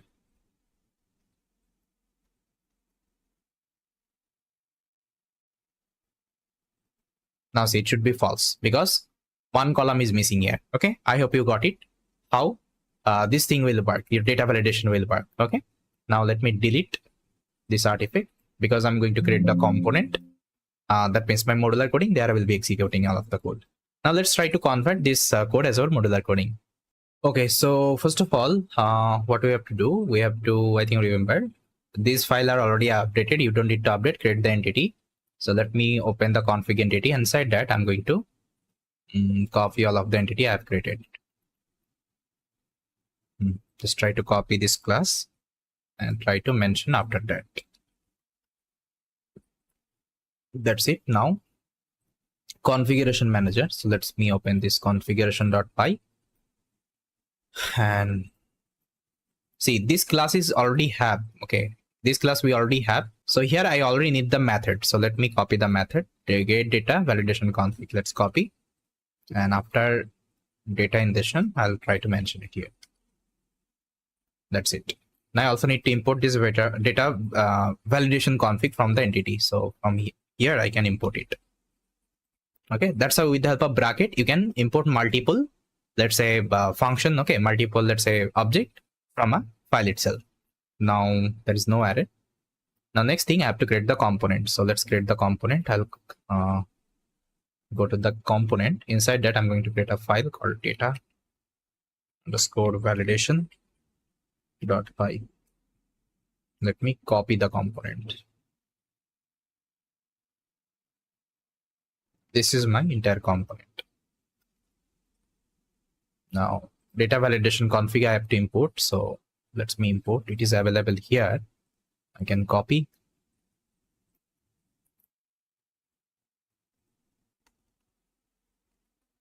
I only need the data validation config. That's it.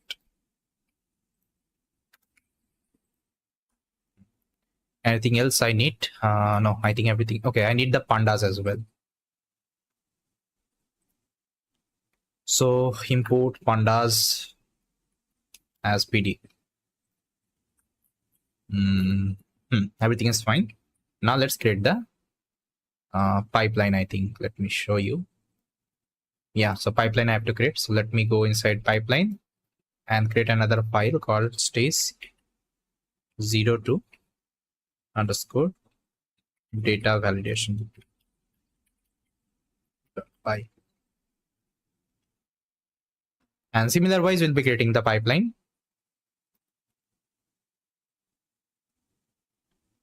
So this is my pipeline, guys. You can see I'm importing configuration manager, data validation, my component.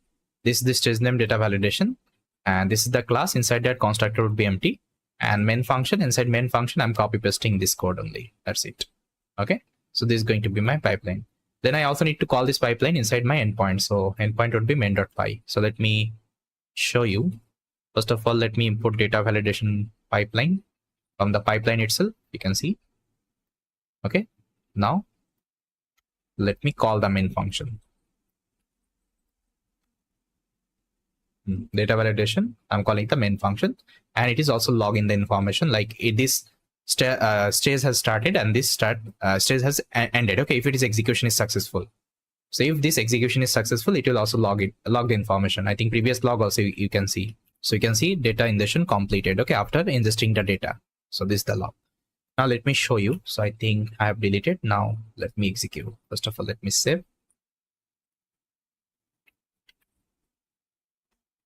Main.py.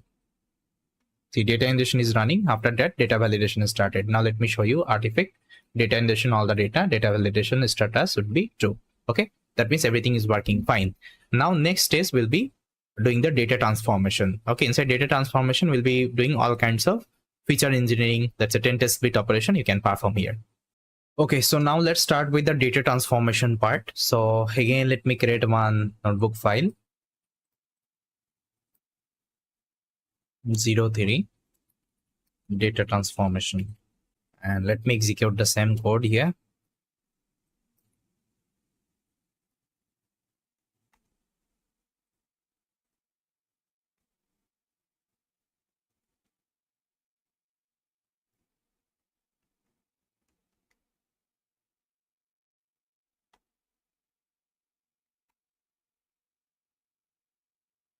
Now I'm inside my project working directory. First thing, let's update the config.yaml. So this is my data transformation configuration.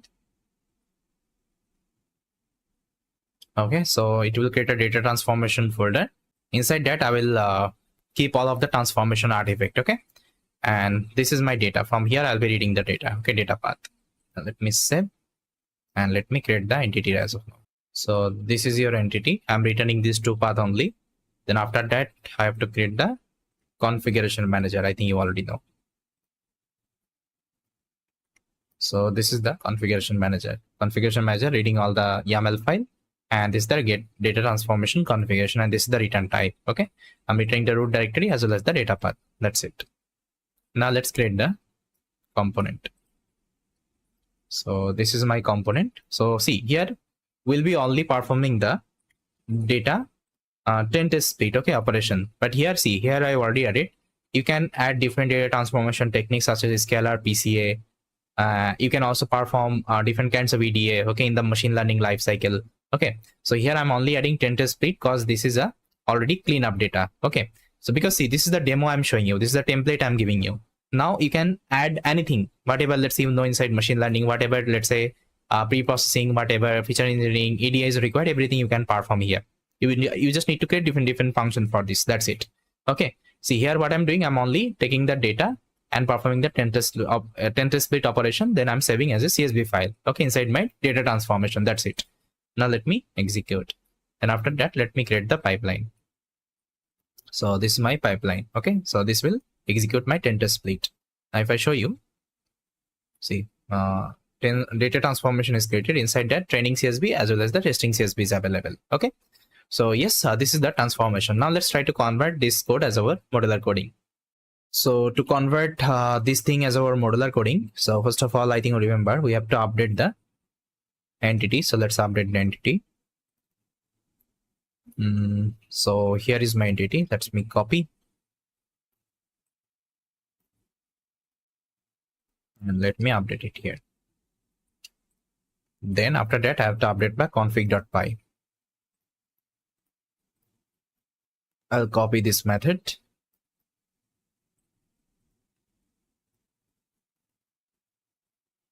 And let me update it here.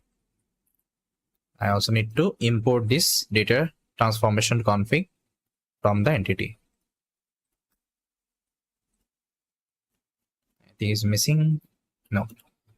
Now what I have to do, I have to write the configuration, sorry, component. So let me open the component. So data transformation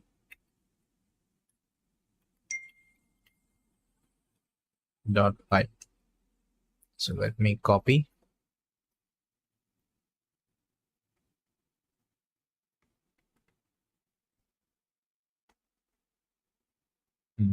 That's it. So let me import this as well.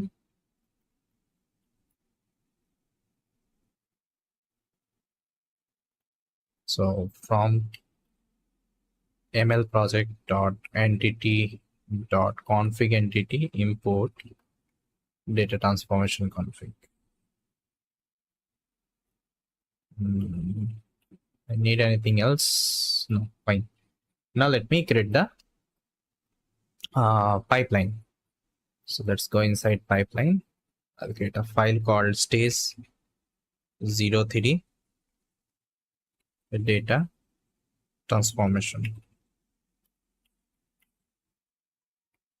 But see, whenever I'm executing data transformation, there you have to write one small logic. See, what is the logic?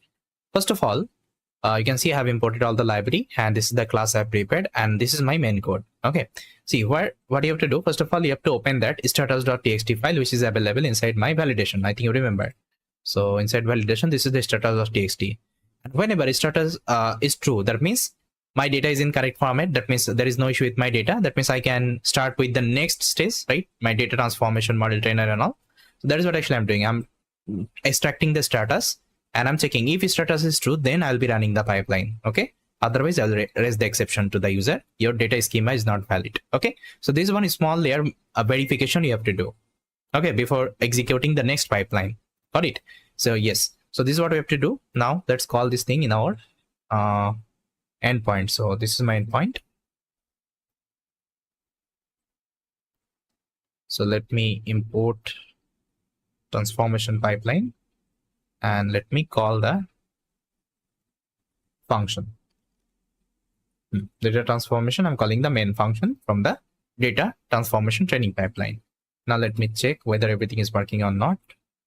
I'll remove the artifact. Now let me execute the program. See, execution is complete. Now let me check. See, data ingestion done, validation done, and transformation done. And this is my test CSV and trend CSV. Okay. Yes. Now the next stage will be doing the model trainer part. Okay, so guys, now let's start with our model trainer. So first of all, let me create one Jupyter notebook. I'm going to name it as 04 model trainer.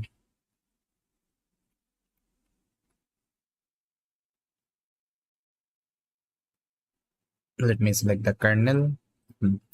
Now I'm going to execute the similar code.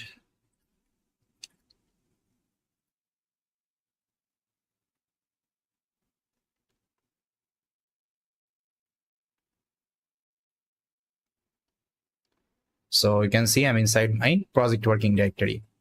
So first of all, I have to update my config.yaml. So let me update it. So this is my model trainer configuration. So you can see it is going to create a folder called model trainer. Inside that, it will save the model. Okay, model.joblib. You can also save the model in a pickle format. It's up to you. And this is my training data path and this is my testing data path. Okay, I hope it is clear. Now, one thing you have to also mention the parameters of the model. So here I'm going to use this elastic net model, and I think I already showed you elastic net model is having actually 2 parameters. Let me show you. So if I search for elastic net sklearn. So if you go to the sklearn documentation, you will see that it is having actually so many parameters, but we'll be tweaking these 2 parameters actually, alpha and L1 ratio, because this is the regularization parameter. I think you already know. Let's say in future you want to change, these are the parameters. Okay, just to get a good performance from the model. So what you need to do, you don't need to open the, let's say, your component. That means you don't need to open the actual code. So only you will be opening this params.yaml file, and there you will be changing, and it will reflect inside all of your code. Okay, so this is the idea. So let me show you. So here you can define the parameter like that. It's not about actually elastic net. You can use any kinds of model.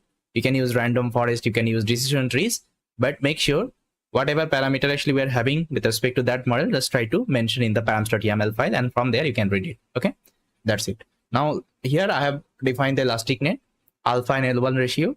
Going forward, I will also show you how we can perform the hyperparameter tuning as well. We'll be keeping different model, okay, model configuration, and we'll be loading all of the model one by one, and we'll be doing the hyperparameter tuning, and based on that we'll be selecting the best model. But as I already told you, this is the simple implementation. Okay, for the first time we are implementing, because there would be lots of people they are not familiar with these are the concept. That's why I'm starting with very basics concept at the very first. Okay, so that it will give you some understanding like how we can write the modular coding, how we can create the pipeline, so that this concept you can use whenever you will be creating any kinds of advanced kinds of, let's say, project. Okay, that is my main intention. So this is my params.yaml I have prepared. Now let me get back to my Jupyter notebook, and here I'll be creating the entity right now. So this is my entity. So you can see I'm actually initializing all the variable. Apart from that, I'm also initializing alpha and L1 ratio and target column. Okay, these are the 3 variable. Now let me define. Now I'll be creating the configuration manager. So configuration manager will return all the variable one by one. You can see I'm reading this YAML file. After that, this is my method. Okay, get model trainer configuration, and it is returning everything. Okay, one by one. And target column where you will get from the schema. Okay, schema, I think YAML file, and you already know. And params, actually I'm extracting from the params. Okay, params one. So that is why actually we keep this YAML file so that we can do the configuration management. I hope it is clear. Now let me execute. Now I'll be creating my component, model trainer component. So let me import some of the library. So here you can see I'm importing ElasticNet from the sklearn because we'll be using this model. And this is going to be my final training code. See, I've created one class called model trainer.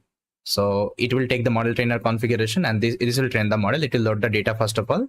And then after loading it, actually I'm extracting the X-train and Y-train. Then after that, I'm feeding to the ElasticNet model. And all the configuration I'm reading from my configuration file. Okay. Then whatever model actually I'm getting, I'm doing the just dump operation. That means it will save that model. Okay, inside my model trainer folder. Now let me show you. And if I want to execute, I need a pipeline. So this is my pipeline, guys. I'm initializing my configuration manager, getting the configuration, passing it to my model trainer, and I'm calling the train method. Okay. Now if I execute, you will see that model will be trained. Now it's executed. Now if I go to the artifact, model trainer, see model.joblib is present. That means you have successfully trained your model. Now let's try to convert this code as our modular coding. Okay, so to convert into the modular coding, first of all, let me define the configuration. So entity, sorry, I have to define the entity. So let me open the entity. I'll copy the entity from here. This is my entity.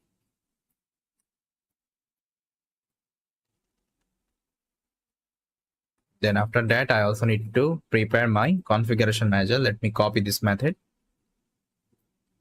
And I'll open up my configuration.py, and after data transformation, I'll add it. Now I also need to import this model trainer config.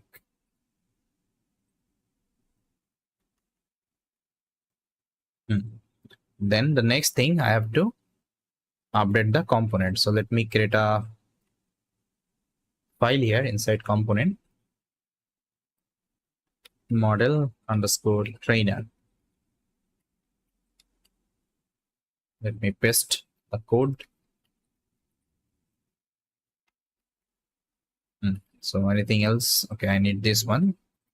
So from ML project dot entity dot config entity import this one. Nothing else I need. I think everything is there. Okay, fine. Now let me create the pipeline. So I'll go to the pipeline section. So here I'm going to create a file called stage04 underscore model underscore trainer dot py. And this is going to be my pipeline. Okay, I'm initializing my configuration manager, model trainer, and this is my final pipeline. Okay, inside this class, you can see the same pipeline I'm executing. Got it? Now let me call inside my endpoint. So main.py. First of all, I have to import this from the pipeline. So you can see I'm importing this model trainer training pipeline from my pipeline. Then after that, I will initialize it. Model trainer stage. So you can see this is my model trainer stage. I'm calling the main py. Okay. So here I'm calling this main method. Now let me show you whether it's working or not. I can remove the artifact. Now let me open up my terminal and Python main.py. See data ingestion, validation, after the transformation, and model trainer completed. Now if I show you, see all the stages run successfully. There is no error. Okay. So now the next stage we'll be doing called model evaluation, and this is going to be our last stage here. Okay, so now let's start with our model evaluation. So let me create another file inside resource folder. I'm going to name it as 05 model evaluation.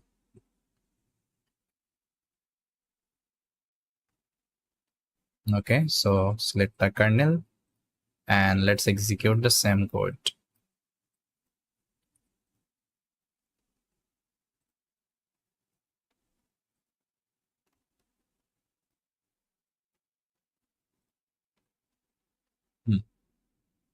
So the first thing, let's update the config.yaml.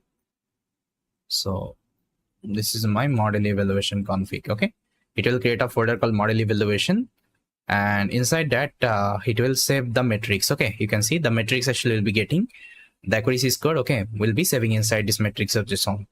And apart from that, this is my test directory because I need the testing data to perform the evaluation. And this is my model path. Okay, like the current model we have trained. Now let me create the entity. So this is my entity. You can see I'm initializing all the variable as well as the target column. Then now let's create the configuration manager. So this is my entire configuration manager. You can see only this part will change. Okay, it will return these are the variable. After that, I will create my component. So here I'll be calculating actually mean squared error, mean absolute error, and R2 score because this is a regression problem statement. Okay, so you can see this is the code. So here I've created a function separately called evaluation matrices. It will take the actual value as well as the predicted value. Based on that, it will calculate RMSE, ME, and R2, and it will return. And you can see it will save the result inside this method. So it will load the test data, load the model. After that, actually, it will do the prediction and it will pass inside this method, that means evaluation matrix method, and it will return you this score. And this score actually will be saving as a JSON. And how to save as a JSON? Because I think you remembered inside utility, we created one method called save JSON. I think you remembered. So this is what actually we have imported. I think you can see here. So save JSON. Okay, we have imported from the utility itself. So now let me execute. Now let's run the pipeline also. So see, it has done. Now if I open the model evaluation, this is the metric, guys, I got. Okay, so this is the RMSE, ME, and this is the R2 score. And again, I'm telling you guys here, I'm not trying to gain the good accuracy. Okay, I'm creating the pipeline. Later on, we'll be learning how we can perform the different kinds of feature engineering, different kinds of EDA. Based on that, we can get a good model. Okay, great. Now I think this is done. Now let's try to convert this notebook as our modular coding. Okay, so for this, what I will do, I will first of all copy the entity inside my config entity. So let me open. So I'll copy the entity.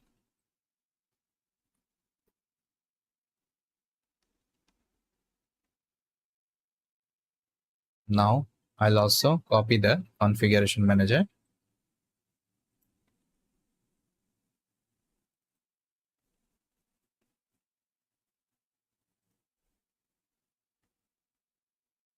Let me import this as well.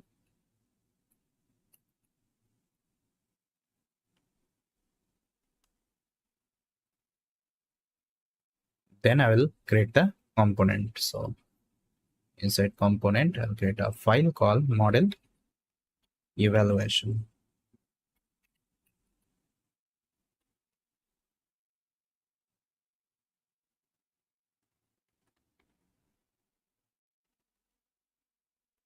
So I need to import this save JSON and path as well as this model evaluation config. So let me import. So from mlproject.utils.common import this save JSON. Then I need from mlproject.entity.config entity. Okay, import this model evaluation config. Then I also need the path. So from pathlib import path. Okay, now I think it is done. I don't think anything else. Yeah, fine. Now let me create the pipeline. Okay, so for pipeline, I will open this folder. Now let me create a file called stage05 model evaluation.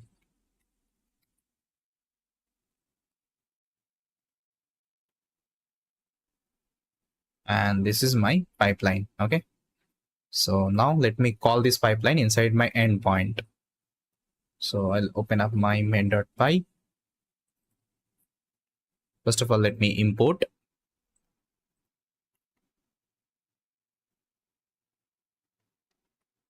you can see I've imported this model evaluation training pipeline. Then I'll call the stage here.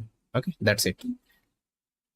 So now let's try to check whether it's working or not. Let me delete the artifact.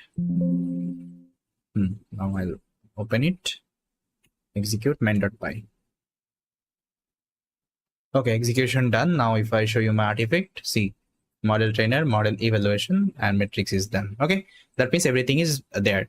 So we have successfully completed all the stages. Now we'll be creating the prediction pipeline. That means everything will be integrating inside app.py. We'll be creating one user interface there, web application, so that user can perform the prediction from that. Okay, we'll be creating a simple web application here, and then after that we'll be deploying this project, okay, to the cloud platform. But before that, we'll be also performing the Dockerization. Okay, because I told you for the CICD deployment we need the Docker file.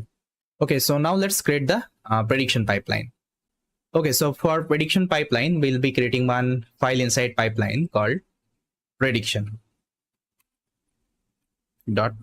Okay, and inside that I'm going to define a class called prediction pipeline. So here what I'm doing, you can see I'm loading the model. Okay, loading the trained model. The model actually we have trained from the artifact model trainer. And after that, what I'm doing, I'm creating a method, and whatever data actually user is giving, I'm doing the prediction, and this prediction actually I'm returning. That's it. So this is the simple prediction pipeline, because inside prediction pipeline you don't need so many things, because here it's a simple implementation. Going forward, whenever let's say we'll be implementing advanced kinds of project, there will also show you how we can perform that test data transformation as well, because we also need to perform some transformation technique. Okay, so we'll be creating the sklearn pipeline for this. So I think you know what is sklearn pipeline. So this is a simple one. That's why we created the simple prediction pipeline as of now. Got it? Now next, what we'll be doing, we'll be creating the user app. That means we'll be designing that HTML and CSS code. With that, actually we'll be creating one user application, and there actually user can do the prediction. Okay, after that we'll be deploying this project. And no need to worry if you're not familiar with HTML and CSS. You can get these kinds of, let's say, template from any kinds of website nowadays. And this is not your task. This will be done by front-end developer, okay, in your company. So no need to worry about that. I'll share my template with you so you can use them as it is. Okay, so now let's create the app.py. Okay, so now let's create the app.py. So I'll open the app.py, and inside that actually we'll be using Flask to create the web application. So here you can see, guys, I'm importing Flask render template and request. Okay, so if you know basics about Flask, I think that would be better. And we are also importing NumPy and pandas. Then I also need to import my prediction pipeline from my pipeline itself. Okay, then if I want to initialize the Flask, I have to write this code. If you go to the Flask documentation, you will see that they are also initializing this particular line. Then we'll be creating 3 routes. One is for the default route. That means whenever user will hit my application, they will get the index.html page. Okay, and it will render the HTML page. And you can see inside template we are having the HTML. Okay, HTML actually file, but inside that I don't have any code. So I'll show you the code. Okay, I already prepared one HTML and CSS template for you. You can use it as it is. Then apart from that, I also need another folder called static. Okay, inside static we'll be keeping all the, let's say, rendering image, then JavaScript, CSS. Okay, these are the code as well. So let me quickly add these are the things in my project.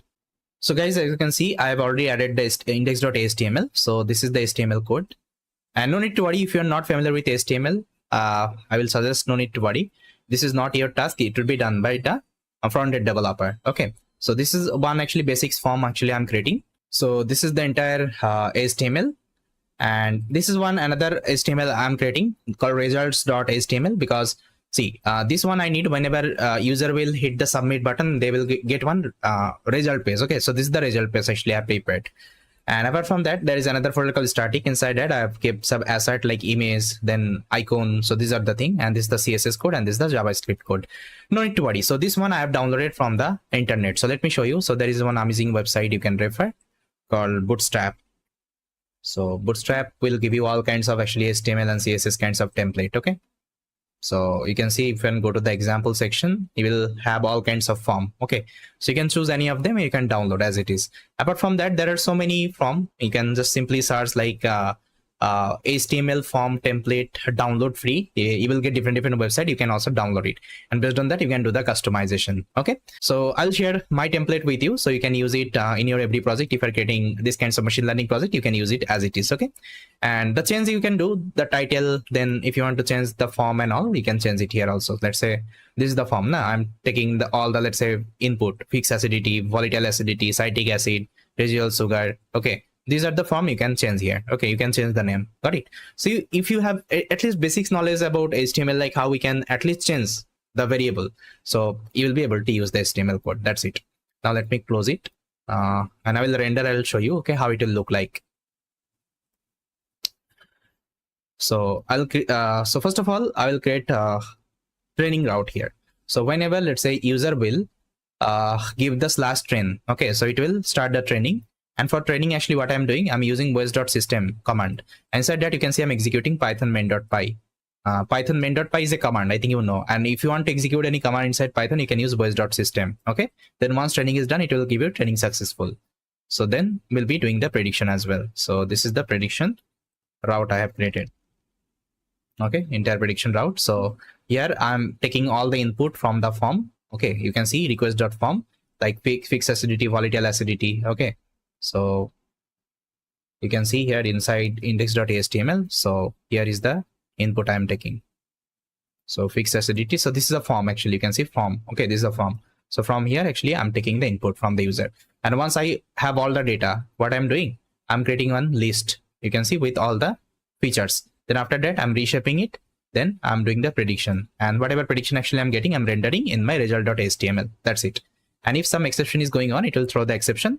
Otherwise, it will render the index.html page. And now if I want to show you my application, so you have to execute this command. So here I'm running. So here I'm running my application, localhost port number 8080. And here you can also mention debug is equal to true. Okay, that means if you change anything, it will automatically reflect in your code. This line I don't need. Okay. Now let me execute and let me show you the app, how it will look like. So let me clear. Make sure, first of all, you train the model. Okay, model should be present inside the artifact. Otherwise, you won't be able to do the prediction. So for me, I already have the model. So I'll just write python app.py. Now give the allow permission. Now see your application is running. Open the Google Chrome and search for localhost port number 8080. See, this is the application. Okay, this is the web app I have created. It's a simple web app. Fine quality prediction, a quality checking web app. You can change the title also from the HTML page. Now here you can pass the value. Let's say I will give any value you can give. As of now, let's give some dummy value. Okay. You can check the data and you can give the value. Okay, with respect to that. Just for quick purpose, I'm giving some dummy value here. Now let me do the prediction. Now see, it is telling this is the wine quality. Okay, that means it is working fine. You can also add your social media link. So these are my social media link, my LinkedIn, my YouTube, as well as my GitHub. Okay, so yes, I hope guys you got it, how we can create the web application. If I'm creating any kinds of let's say machine learning project, it's not like that always you have to like keep this code as a raw code. You just also need to create this kinds of web application so that if anyone is coming, those who are not familiar with coding, they can also at least use your application. Okay, I hope it is clear. So now what we'll be doing the deployment of this project. So we'll be creating the Docker file first of all. Then I'll show you the CICD deployment on the AWS cloud. Now let me commit the changes in my GitHub. So before committing, I also need to add the artifact inside my .git ignore because I don't want to push my artifact. Okay, so artifacts. So this folder I'm not going to push.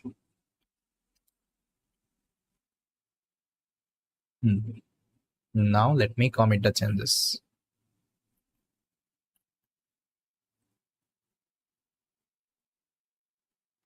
App added.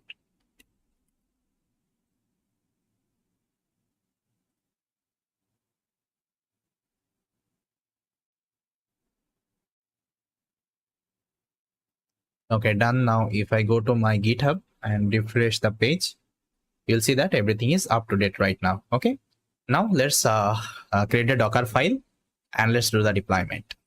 Okay, so to create a Docker file, just try to first of all create a file here. So I'll name it as Docker. file. So make sure you are giving the similar name, otherwise it won't be working. D should be capital, and I will get the Docker icon here. Okay, once you have created this file, and there won't be any kinds of extension. Now inside that you have to mention the Docker command. So these are the command you have to mention.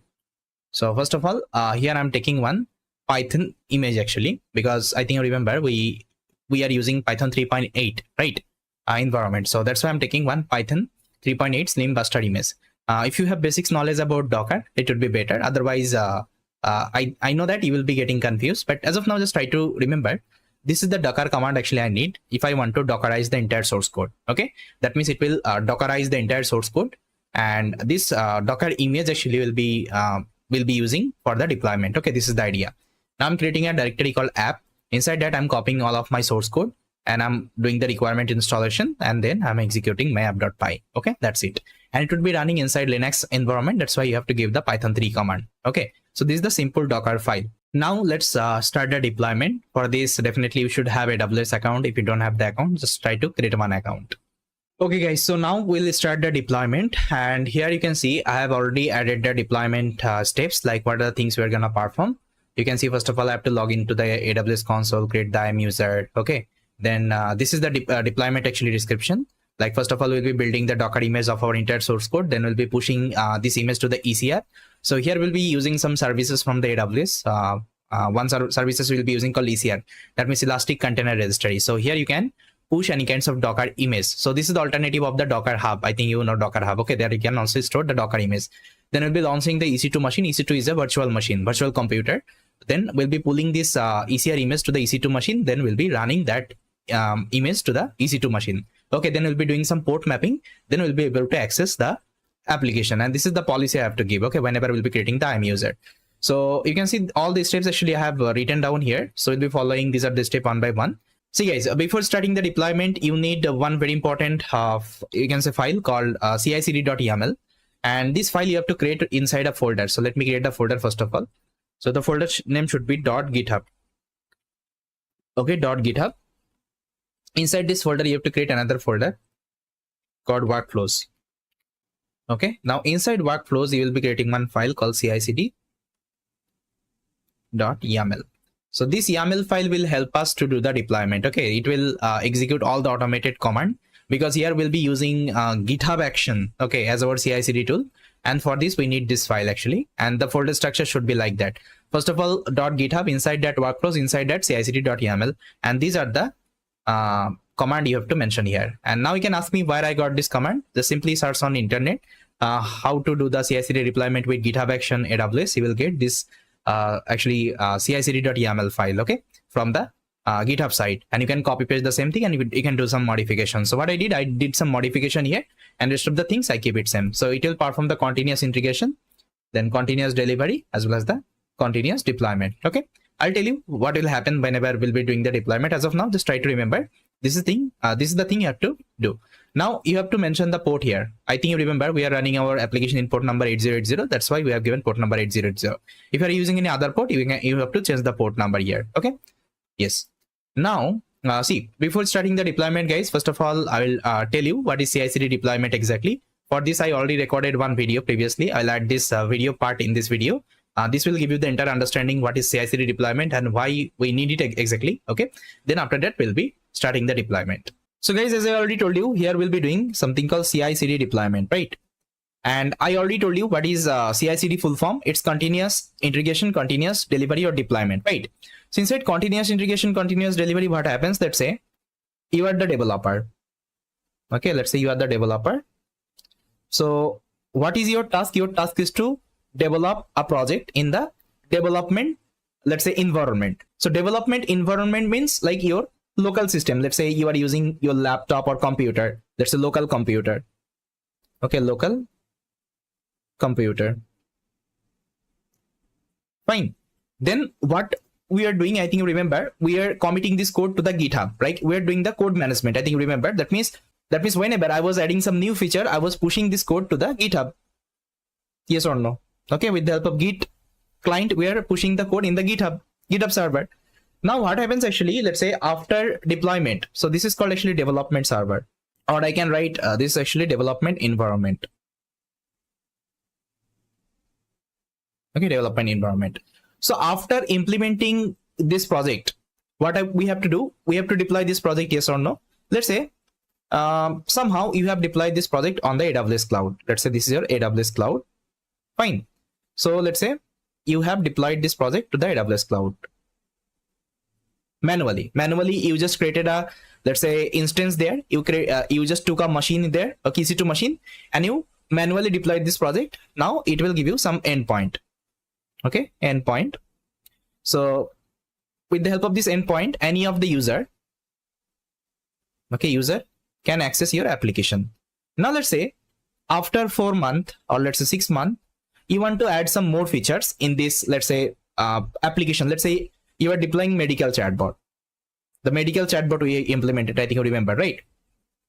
Let's say you want to add some more data, you want to add some more knowledge base, and you want to add some more features in this application. Then what you have to do, you have to again develop this, let's say, features in your code.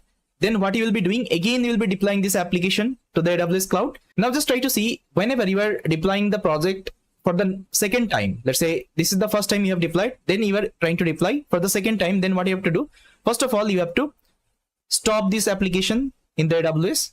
Okay, stop this application, then you will be uploading your updated code. Then this code will reflect to the endpoint, then user will be able to access that.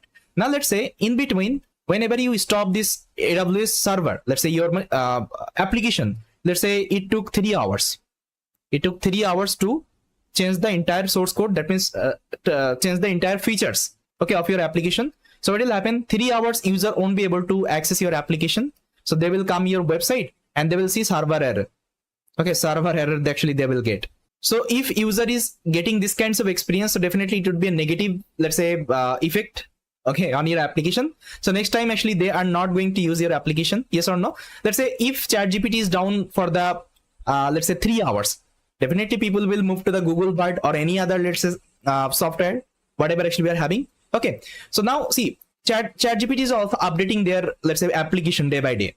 But did you ever observe this server is down? No, you are not seeing this server is down, but still they're able to make the changes in their application. How?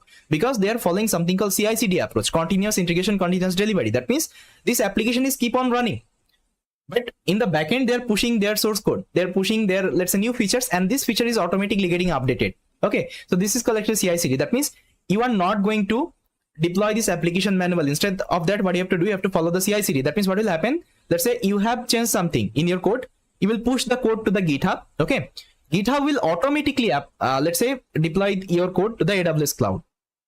It will automatically push your code to the AWS cloud, and your endpoint would be automatically updated. Okay, automatically updated, so that if user is using your application, okay, they won't be feeling any kinds of, let's say, server down issue. Okay, server down issue actually they won't be feeling. Got it? So this is what actually we have to do. That means we'll be creating the entire pipeline, entire, let's say, CI/CD pipeline. So we'll be just pushing the code in our GitHub, and GitHub will automatically trigger this action, and my code will update it to the AWS cloud, and AWS will update the endpoint. Okay, now see, the automated process we'll be doing. Now whenever we'll let's say push our code to the GitHub, GitHub will automatically trigger. How it will trigger? For this you have to use some CI/CD tool. Okay, CI/CD tool, CI/CD automation tool. So here there are different kinds of CI/CD tool. So the first tool you can use something called GitHub Action. Okay, GitHub Action you can use. Then you can use something called Jenkins. Okay, Jenkins. Then you can use something called Circle CI. Circle CI.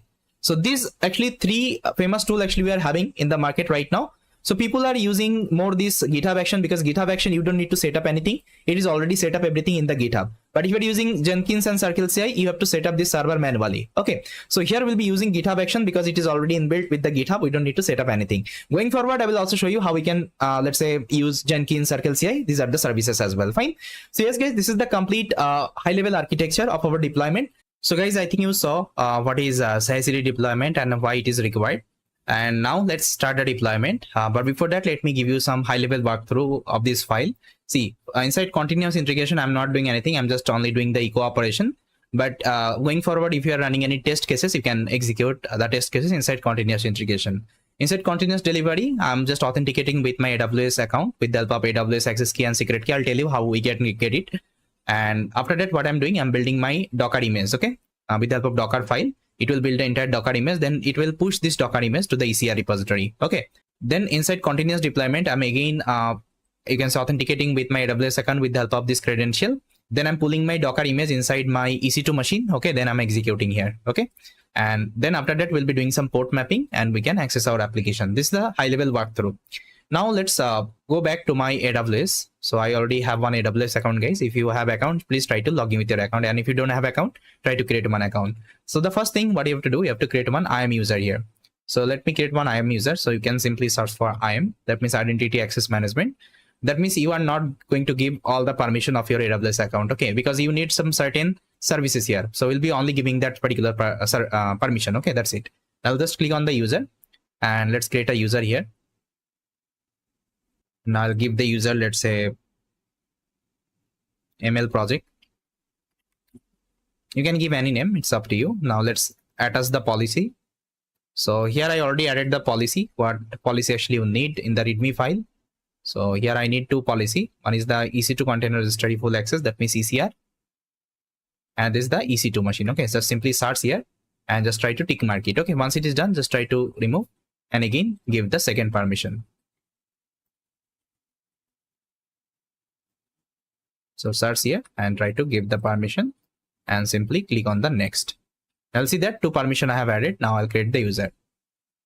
Now the user is created. Now click on the user, go to the security credential, go to the access keys, select command line, and I understand the above recommendation. Click on the next.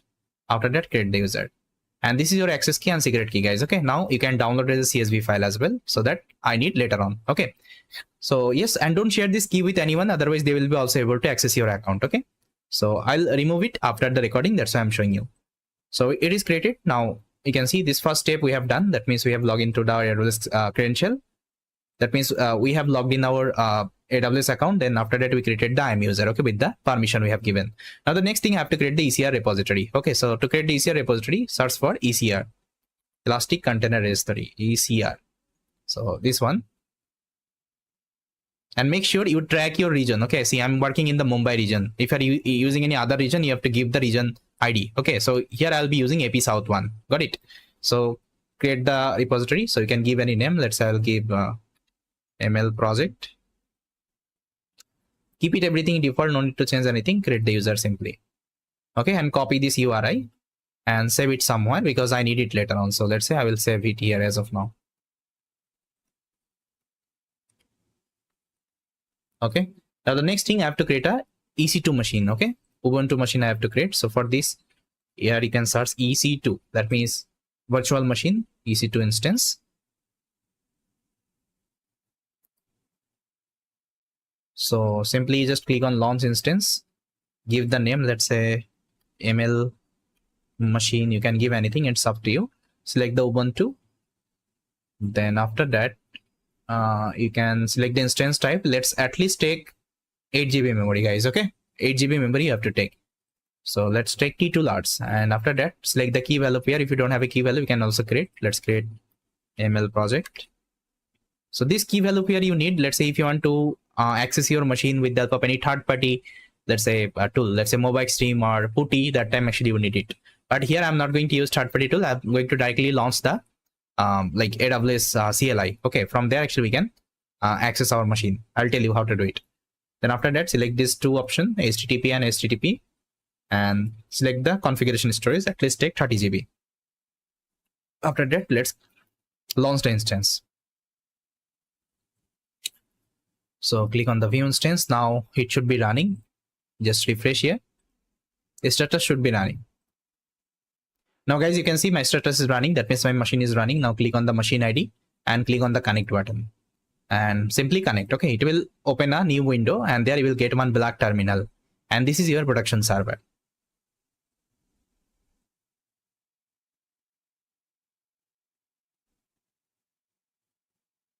So guys, you can see I got the terminal. Let me zoom a little bit.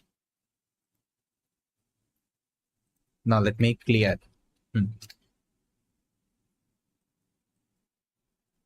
Okay, now here you have to set up some of the tools. So here I have already mentioned the command. So these are the command you have to execute. First of all, let's update the machine.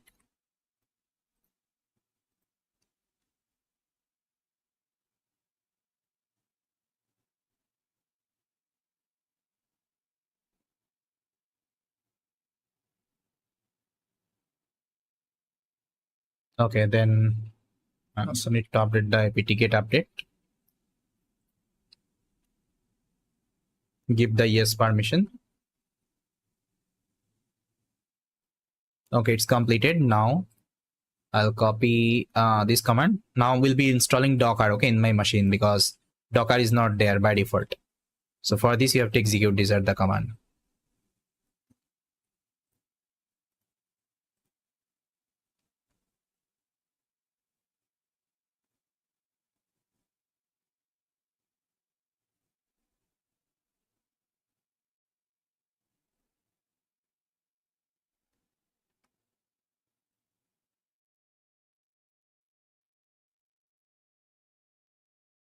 Okay, so next command. Now I think the last command we have to execute. So these are the Linux command. Now it's done. Now if you want to test whether Docker is running or not, just write Docker --- version. So it will show you the version. Okay, if showing the version, that means Docker is running successfully. Okay. Now the next thing will be configuring this EC2 as our self-hosted runner. That means we'll be connecting our GitHub with our AWS. Okay, that means whatever, let's say, commit will be doing in my GitHub, okay, it will automatically let's say push to my AWS cloud. Okay, for this, what I will do, I will open up my GitHub repo. Make sure you are using your repository, not my repository. Click on the settings. Now here you will see one option called action. Now runner. Now here you will see self-hosted runner. Just try to click here. Select the Linux machine and you have to execute these are the command, okay, till configure. So let's copy one by one and let me execute here.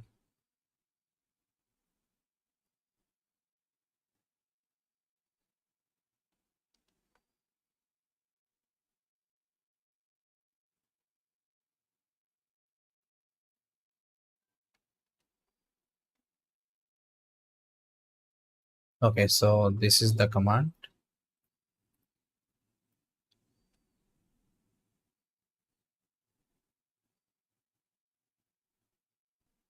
Now I'll go to the configure and copy this command and let me execute. Now I'll see that it will connect with my GitHub, okay, with the help of GitHub action. Now see authenticating GitHub. Now it is asking for the name of the runner group. I won't be giving anything, just press enter. Now it is asking enter the name of the runner. You have to give self-hosted, okay, make sure you're giving the same name, otherwise it won't be working. Now it is asking for the label. I'll skip it, press enter. Then again I'll press enter, okay. Now press enter. Now see, it is done. Now let's connect the GitHub. So for this, let's copy the last command and let me execute.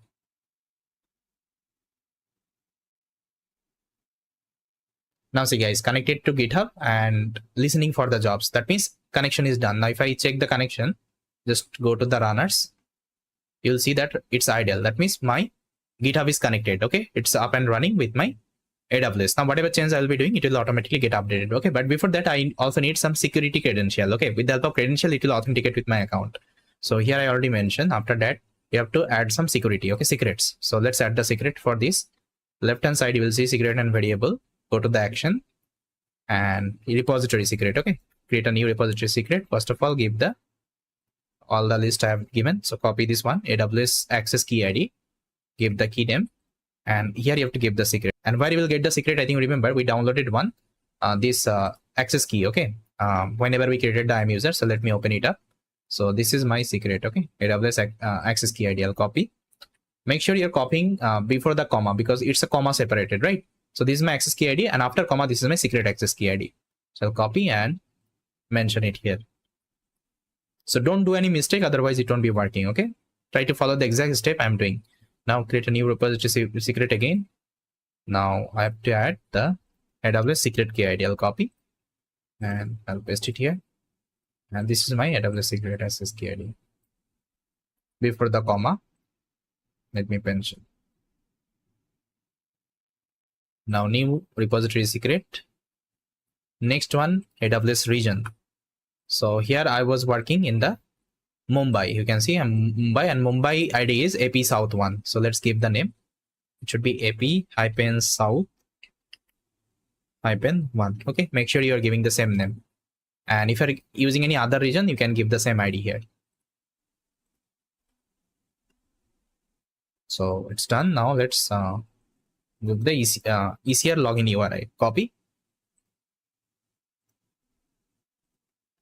Now what is ECR login URI? I think remember we copied one URI, right? This one. So copy till .com and try to paste it here. And make sure you are giving your one, guys. Okay, not my one. Otherwise, it won't be working. Now the next one I'll be creating ECR repository name. And what is ECR repository name? So here you will get it. So the last one after the /ML project. Done. I think nothing is there. Now let's start the deployment. Okay, so I'll go back to my repo. Now simply I just need to commit my code. So let's commit CICD edit.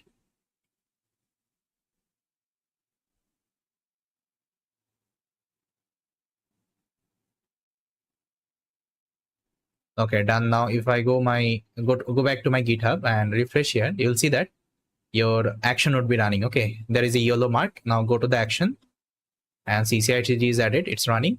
Now see continuous integration is running. Continuous integration is already done because here I was doing the echo operation. Now continuous delivery is running. Now let me open it up. See, first of all, it will install all the required packages. Then it will authenticate with my AWS. Okay. Then after that, it will build a Docker image and it will push the image to my ECR repository. So this process will take some time. Let's wait. Once it is complete, I'll come back.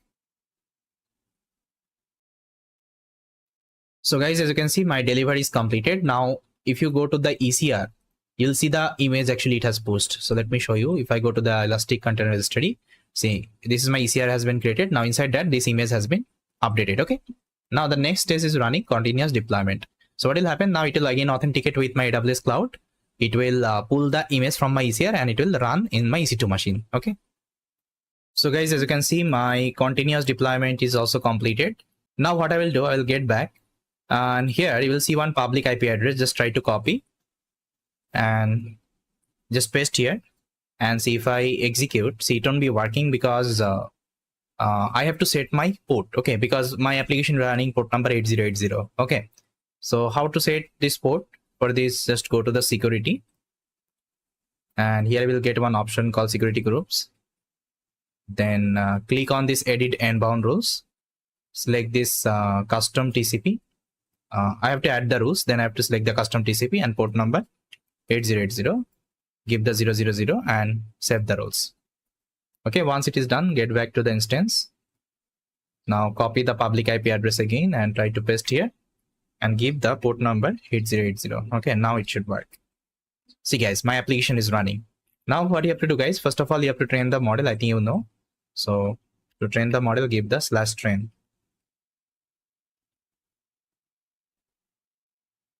Guys, you can see training is successful. Now I will go back.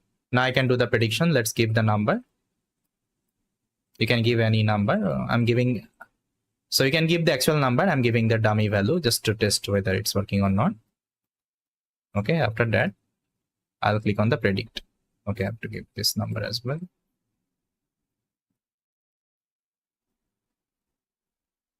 You can see this is the quality of the wine. Okay, that means everything is working fine.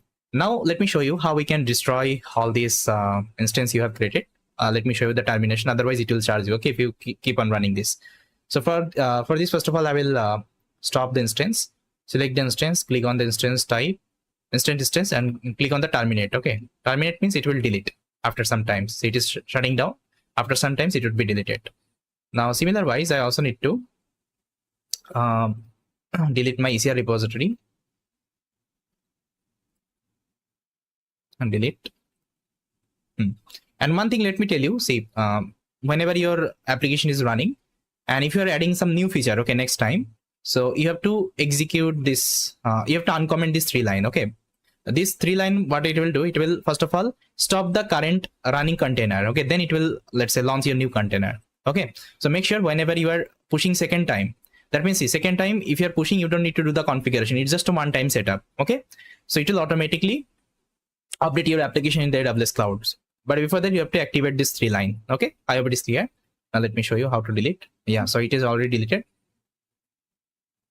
now I will be also deleting the IAM user ML project. Just try to delete it. Give the name. I'll copy and here let me paste.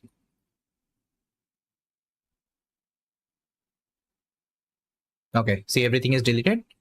Yeah. So guys, yes, that's how actually.